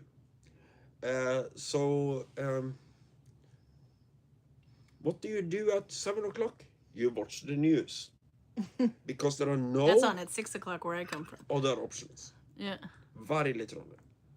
Then we get TV2, we get TV2. TV Norge, TV3. TV Norway, TV3, yeah. But most of the times, these are not allowed to send on... Well, TV2 is, but the other ones are not allowed to send on the spectrums. You can't get them in with a normal TV antenna. You will still have to have either cable or a satellite dish, which became not really common until the 2000s. Then you could say that everybody had one, but... So for the first 25 years of my life, I have to watch this stupid channel that has no common sense and no taste. How old were you when you finally got to see Puff the Magic Dragon? What is Puff the Magic Dragon? Well, it's not a drug. It's oh shoot! Is it a movie or a song? It's a movie and a song. It's a movie based on the song by Peter, Paul, and Mary, and I think I'm familiar with the song. I'm not familiar with the movie. I forget the name of the lady who sings it. She also sings Delta Dawn. Let me see, Puff the Magic Dragon. Okay, I grew up on this one anyway, and there's like Passamaquoddy, all these wonderful songs. Let's see, let's not do movie 1978. So I would have been 6 when this came out. Pete's Dragon. I'm sorry, it was called Pete's Dragon, but it's based on the book Puff the Magic Dragon, or the song Puff the Magic Dragon. And there's Pete and his dragon. I'm showing him. Oh, that's a newer one. Oh, maybe it is.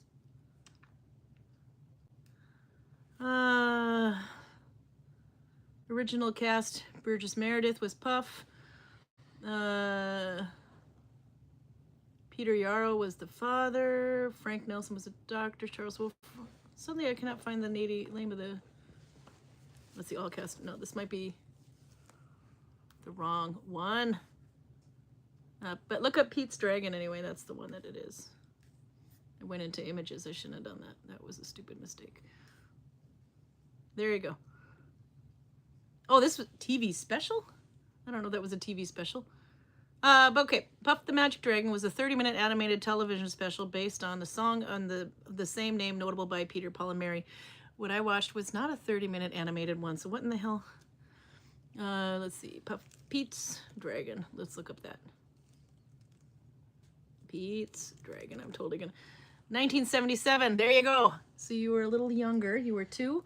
97. I was 5. 77. I wouldn't remember. There you go. Now do you remember? Okay. Helen Reddy, that's the name of the woman who was singing. Mickey Rooney was in there as well. He played a drunken sailor, I believe, the father of Helen Reddy. Anyway, but if you haven't watched that, I mean, there's my childhood for you right there. They even had a guy selling snake oil. And he doesn't know how to pronounce Passamaquoddy, which is where they all live. There's a whole song about that too. There's songs about everything anyway, but okay. We can get back into that in a minute. Norway, for some reason. Food for me. God knows why. Let's see, when was this? 85. So it started in 85.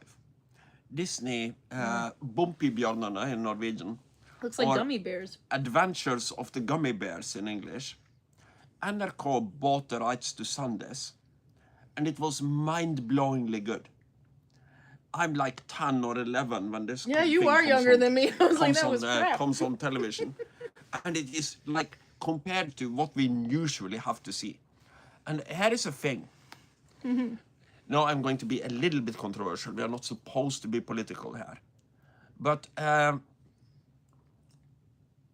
Politically, most of the religiously people deciding what to buy for NRK are so far to the left that Joseph Stalin would probably tell them to calm the fuck down.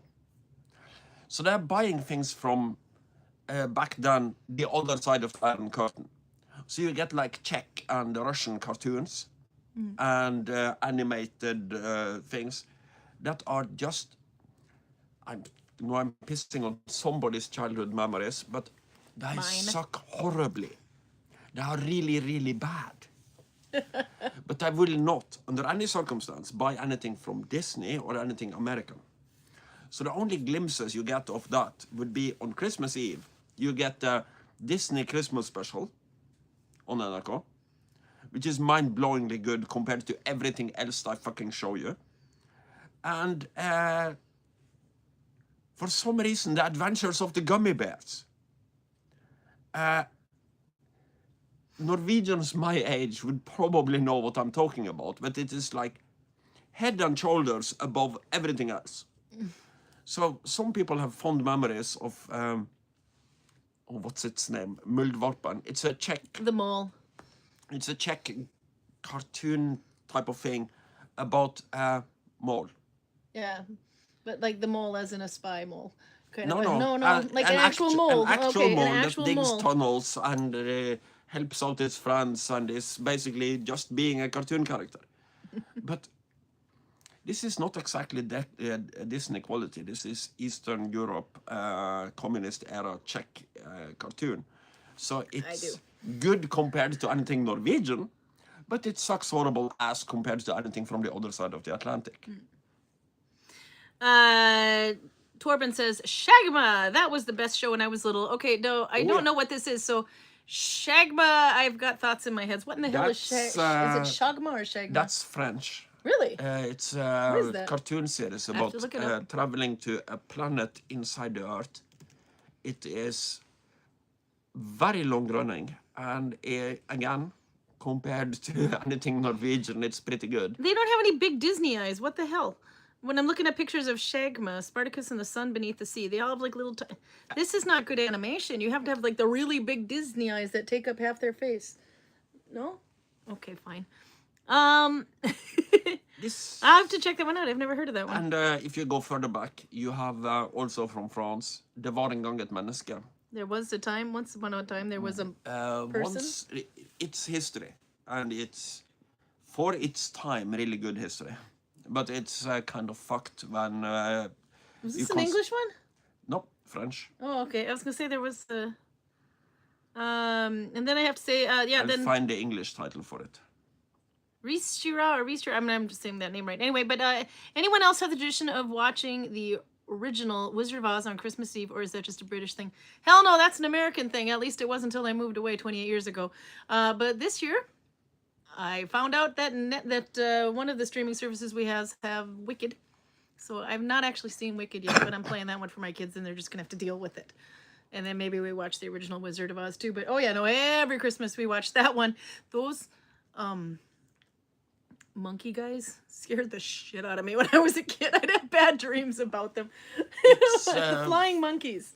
It's from 78. It's one season. Once Upon a Time, ... Man is the English title for it. Oh, it looks like a Moomin troll. I don't know if you can see that one. It says, once upon a time, there was a person.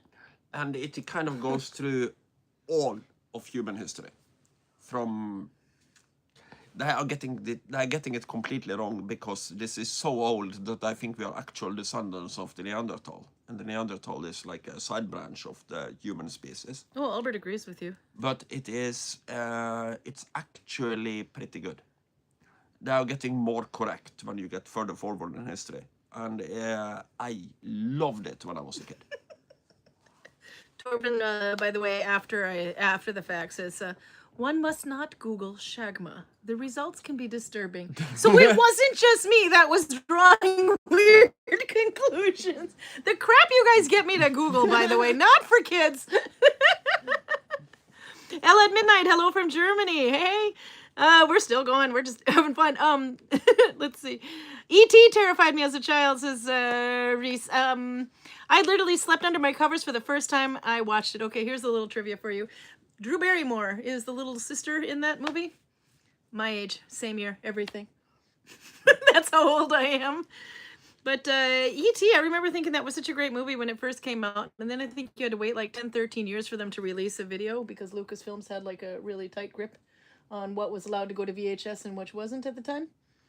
By the way, DVD I think came out before it came out on VHS. But anyway, by the time it came out, I just didn't, the magic was gone. I don't know. So I don't, but I do still say be good. E.T. was on 1985, isn't it? cinema when I was in 2nd grade or something like that in Norway. So it's earlier than 85. 82. Yeah. But I don't know if the Norwegian National Broadcasting Company has ever sent that movie. I don't think they have. Speaking of Christmas movies, though, there is one that they have to play every year in Norway, and it is in black and white. It involves a lot of alcohol. Yeah, you're And it's thinking from of England. Hertuginnen and Hovmesteren in Norwegian? The Duchess and the Hogmester? The butler. And the Butler. Yep. Duchess and the Butler, but it's there's an actual name for that in That's like a Norwegian tradition because that's Sunday the day before Christmas. every year. Every year. Hertugina. Or what is it? Hofmester? Yeah.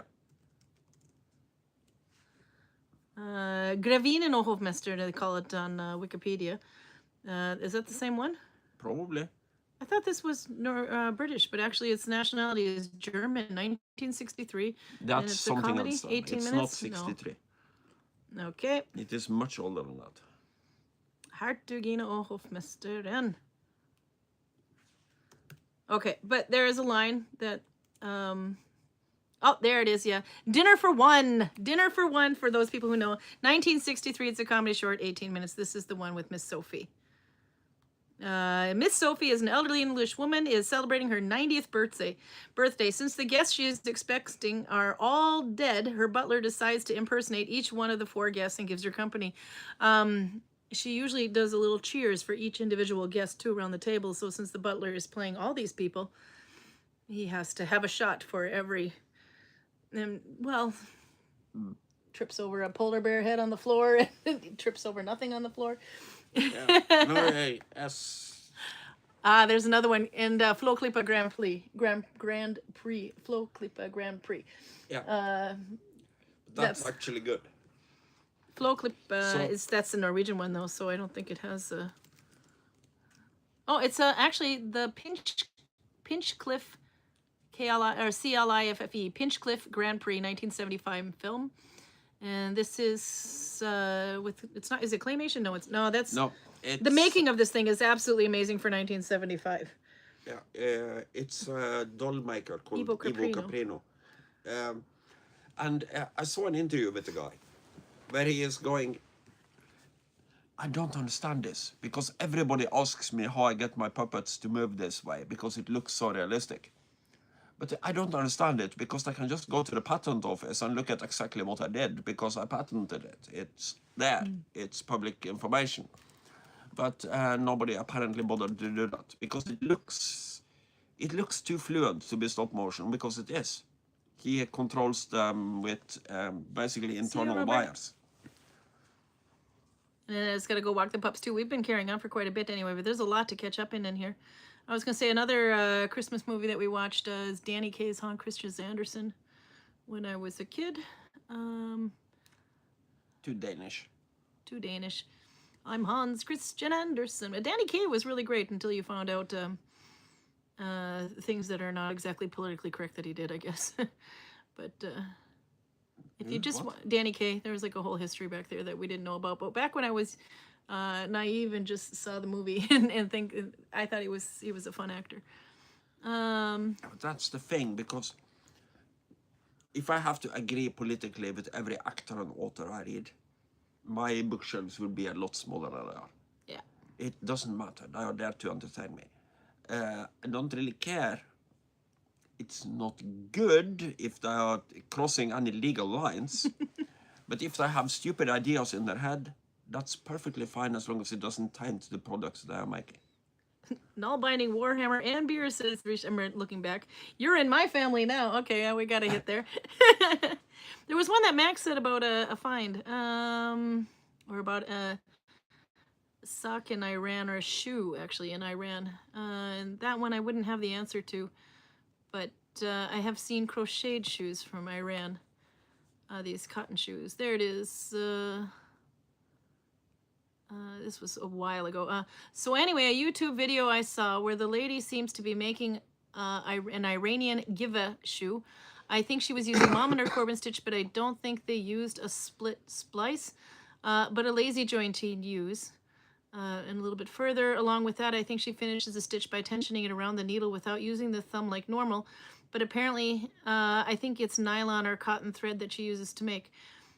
I would love to get Anne's opinion on those, because I've seen the Iranian have these shoes that look like they're crocheted, and they very well could be both crochet and null bound, and it wouldn't surprise me for a minute if they went over the yarn just like they would in crochet, that they would do that the same way in null binding, but it would probably be a pretty dense little stitch. But they do have some shoes that are crocheted like that you should be able to look up. But I don't know that they null bind them, but it would not surprise me for 1 minute if they did. Maybe something like the Coptic stitch or something. But some nylon and cotton thread, yeah, probably. Wool would be like super sweaty there. Anyway, I'm just going to see if there's anything more, because we should probably go. I should probably drink all of this. I still have a ball left. I'm working on it. It's very dense. No, I'm very happy that it's got some bullion with it, though, because it needs it. It soaks it right up. I'm really glad I drank the other one first, because that makes me drunk enough that I can actually drink this. But it tastes like sweaty horse balls. And Robin is weaving. No, not weaving right now. I'm still trying to figure out how to warp for a twill on the warp weighted loom. Oh, I wouldn't even. I did get a loom, and I started working on it, but my loom was now in the village, and I think Yenny took it over because I realized I gotta kind of focus on. If I did it much more, I would get so far into it and have even more yarn. Oh, and Yuri Specker was here, another one from the Netherlands, and Garcia found her, so we had more than one there. More Dutch people for you. Speaking of Dutch, Netflix is now speaking Dutch in my house. And Sky is speaking German. What does your cat? Carla gets up on the keyboard and does something, but now I'm getting Dutch commercials. And I think all they sell there is tax-free, because it's perfume, alcohol, perfume, name brand clothing, and chocolate. So I think it's only tax-free sales they do in Holland. It's weird. The cat has a magical ability to kind of fuck with your electronics. Yes, she does. I don't know what she's doing. She turned my screen upside down, and it took me like forever to find out how to turn it back to normal again. Oh, but Netflix thinks I'm Dutch, and Sky thinks I'm German. The funny thing is I can understand the commercials. I just can't. It's like a mix of German and Danish. When it comes to Dutch particularly, and to a certain extent Danish, but Danish is a Scandinavian language, so sometimes I can understand it. I can understand Danish more than you can, but that's because of the book. When it comes to Dutch, I can't even separate the words. It just sounds like a serious... It sounds like a German got his tongue stuck in an elevator and just can't speak properly. Go ahead, demonstrate. For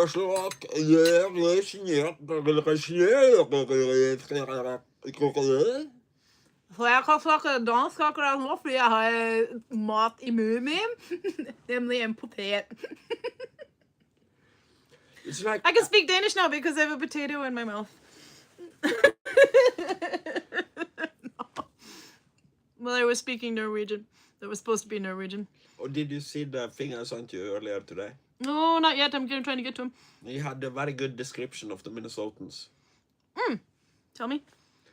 I think he said if an American and a Canadian had a kid and raised it in a freezer, you would have a Minnesotan.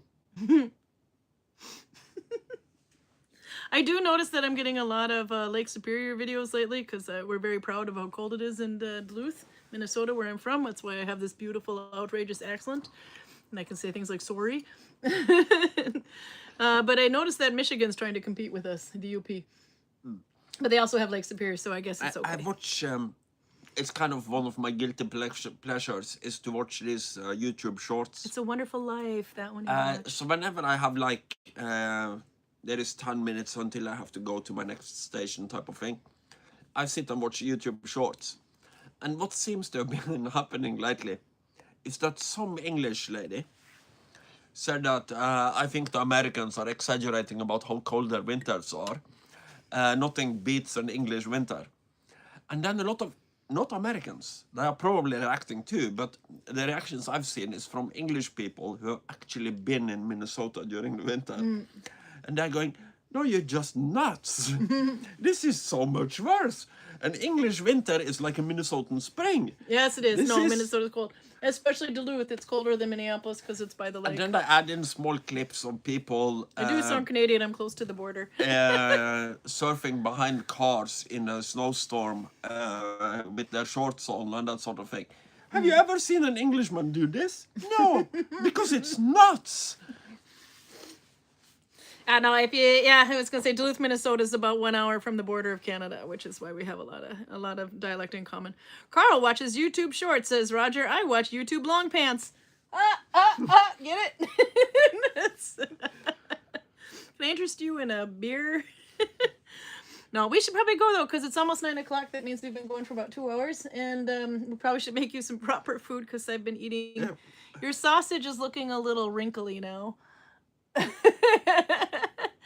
No, but I have some You're not cutlets. I'm going gonna to make. eat it, and I will. You eat the sausage. I ate one of them. This was to share anyway. But we'll have cutlets afterwards anyway. So we're getting like full on proper meal cutlets with teriyaki sauce, which is already made, and some good noodles. anti-alcohol food, but No, that's good and greasy. Eat it. Eat it. Yep. you should probably eat it before you drink 2 beers, and the second one really fast like a teenager. I was actually drinking this thing. Dad joke. Yeah. Canadian, what are you talking about? Sorry. Like a teenager that doesn't like beer but just want to get drunk. Sorry. So the trick is don't breathe to your nose, and just swallow as much as you can every time you take it up to your lips. My dad walks in shorts in the winter. Granted, he was in the Royal Engineers, worked in oil, said Albert. They made fun of me here because I'd walk barefoot in this shop, but I've switched, and now I use orthopedic shoes, so. No, but it was because of temperature control. If I didn't wear, maybe it's a menopausal thing. Maybe, I don't know if I'm there yet or not. Or maybe it's a Minnesota thing anyway. But for like 3 or 4 years in a row, I would walk around barefoot in the shop I have my Viking clothes on, but barefoot in the shop because it temperature regulated, so you would get too warm. So if I had my feet walking on a cooler surface, then it was. A friend of mine and Torben's from Sogndal, a guy come from Harstad. We were commenting on him walking around in about 0 degrees in a t-shirt and well, I think he had long pants, but he was walking around in a t-shirt. And we go, hey, it's fucking cold. Why in the hell are you dressed like this? And he goes, you see, I'm from Harstad. And in Harstad, you have 10 months of winter and then you have 2 months of bad skiing. That's all he had. So 0 degrees doesn't really impact him in any way. Reese just says, wait, is Minnesota the state that has the state fair with the butter people? I'm not sure. Well, now again, I moved here 28 years ago. So to my first 25, I'm 53. My first 25 years in the United States, and then I moved here. Was in Duluth with Minnesota, but the Minnesota State Fair, that's 3 hours south, and they have pickle things, pickle people. Wisconsin has the cheese heads. But then I have to look this one up, and according to AI, because that would be absolutely right, the Minnesota State Fair's butter people are the iconic life-sized butter sculptures of Princess Kay and of the Milky Way and her court, carved live by sculptor Jerry Kulzer from 90-pound blocks of butter inside a refrigerated booth at the dairy barn. Fairgoers watch as the dairy princess sits in a rotating cooler for hours while their likenesses are sculpted, a tradition where the finished heads are later kept by the princesses, often used for parties or preserved. This definitely happened after 1997. I've not heard of this before, but I kind of want to see it now. The butter people, there has to be some images of this. Oh, geez, wow. Google it. Google Minnesota State Fair butter people. This one has boobs. No, no, but look at them. They look like it has the butter people. I've not heard this before, but I'm absolutely, I'm really impressed. Shocked and disturbed is a better term. You but would need like a whole refrigerator, like for the rest of your life, to keep that thing from. It's like if Madame Tussauds was really into diary. Here's one of Valerie Grimm from Waconia, Minnesota, Carver County. Look at, there's one next to it. You have to Google. I would hold it up to my computer, but it wouldn't do it justice. Oh, there, he's making her teeth. And they're sitting in this like little... Wait, that one's a dragon, I think. No, it's a cow going over a butter moon. I did not know this, but it wouldn't surprise me. We put butter on everything. We don't do salt and pepper, we do butter. Wait, E.T. was a woman, says PJ. What did I miss? Actually, yeah, I think it was the actress. Let's see, look at a couple more things. Yeah, by the way, the other thing we have in Minnesota is like the long goodbye. We're on the third goodbye now, and then I think we're good. It's been 30 years since she died. I now realize, says Max, that E.T. was voiced by the late Pat Walsh, who apparently was a chain smoker that was perfectly suited for voicing E.T. It's been 30 years since she died. And then that was the other one saying, wait, E.T. was a woman. Glad to fuel your nightmares for tonight about the butter thing. Butter people, like car salesmen. Oh yeah, no, I can't imagine, like butter. Okay, no, anyway, but I think this is the fourth goodbye, so we should probably go now. What are we going to do when the season starts back up again and we have to, like, stick to 1 hour episodes again? Well, then, why do we have to stick to 1 hour? I don't remember. It was something to do with a ride home, I think, but... Oh, yeah. Yeah. What? No, I'm guessing to be honest, I like this. The fifth goodbye or the fourth goodbye? Or the... No, I like... No, but you gotta see... I mean, we're sitting like this. In the mountains, there's like us, and then there's mountains. I just realized that looks like a vagina, but it's big mountains, little house anyway, and you have to see this, and you can't see it in the dark here, so you have to go outside. Yes, but it's cold outside. And not in the summer. Sometimes it is. Oh my God, you're so And northern. sometimes it's even wet outside. That's called the fjord. And then sometimes, just to make it even more annoying for me, you like it for some reason. But sometimes you have drunk Freeman outside. Mm-hmm. Like Robert and who else is in here from there? Robin. No, she was sober. And so was Robert, actually. Torben could be a drunk Freeman in here. We got a lot of drunk Freeman in here. Albert could be a drunk Freeman in here. Yes. And? So I like this. But they're fun. You got to see what they're making and stuff. No, we have to. You have to have half. If we have to be indoors for half the year, we should at least be outside for half the year too. You gotta see. No. You can't live in a UNESCO fjord and not show any of it. No, look at this wall. I agree with you. You can show off your vagina mountains at any time. I can show you the Okinaras from a couple of weeks ago. I'm just saying that I prefer this. Yeah. Yeah. Okay. Because here I have no drunk Freeman. I'm not wet. I'm not cold. I'm not annoyed.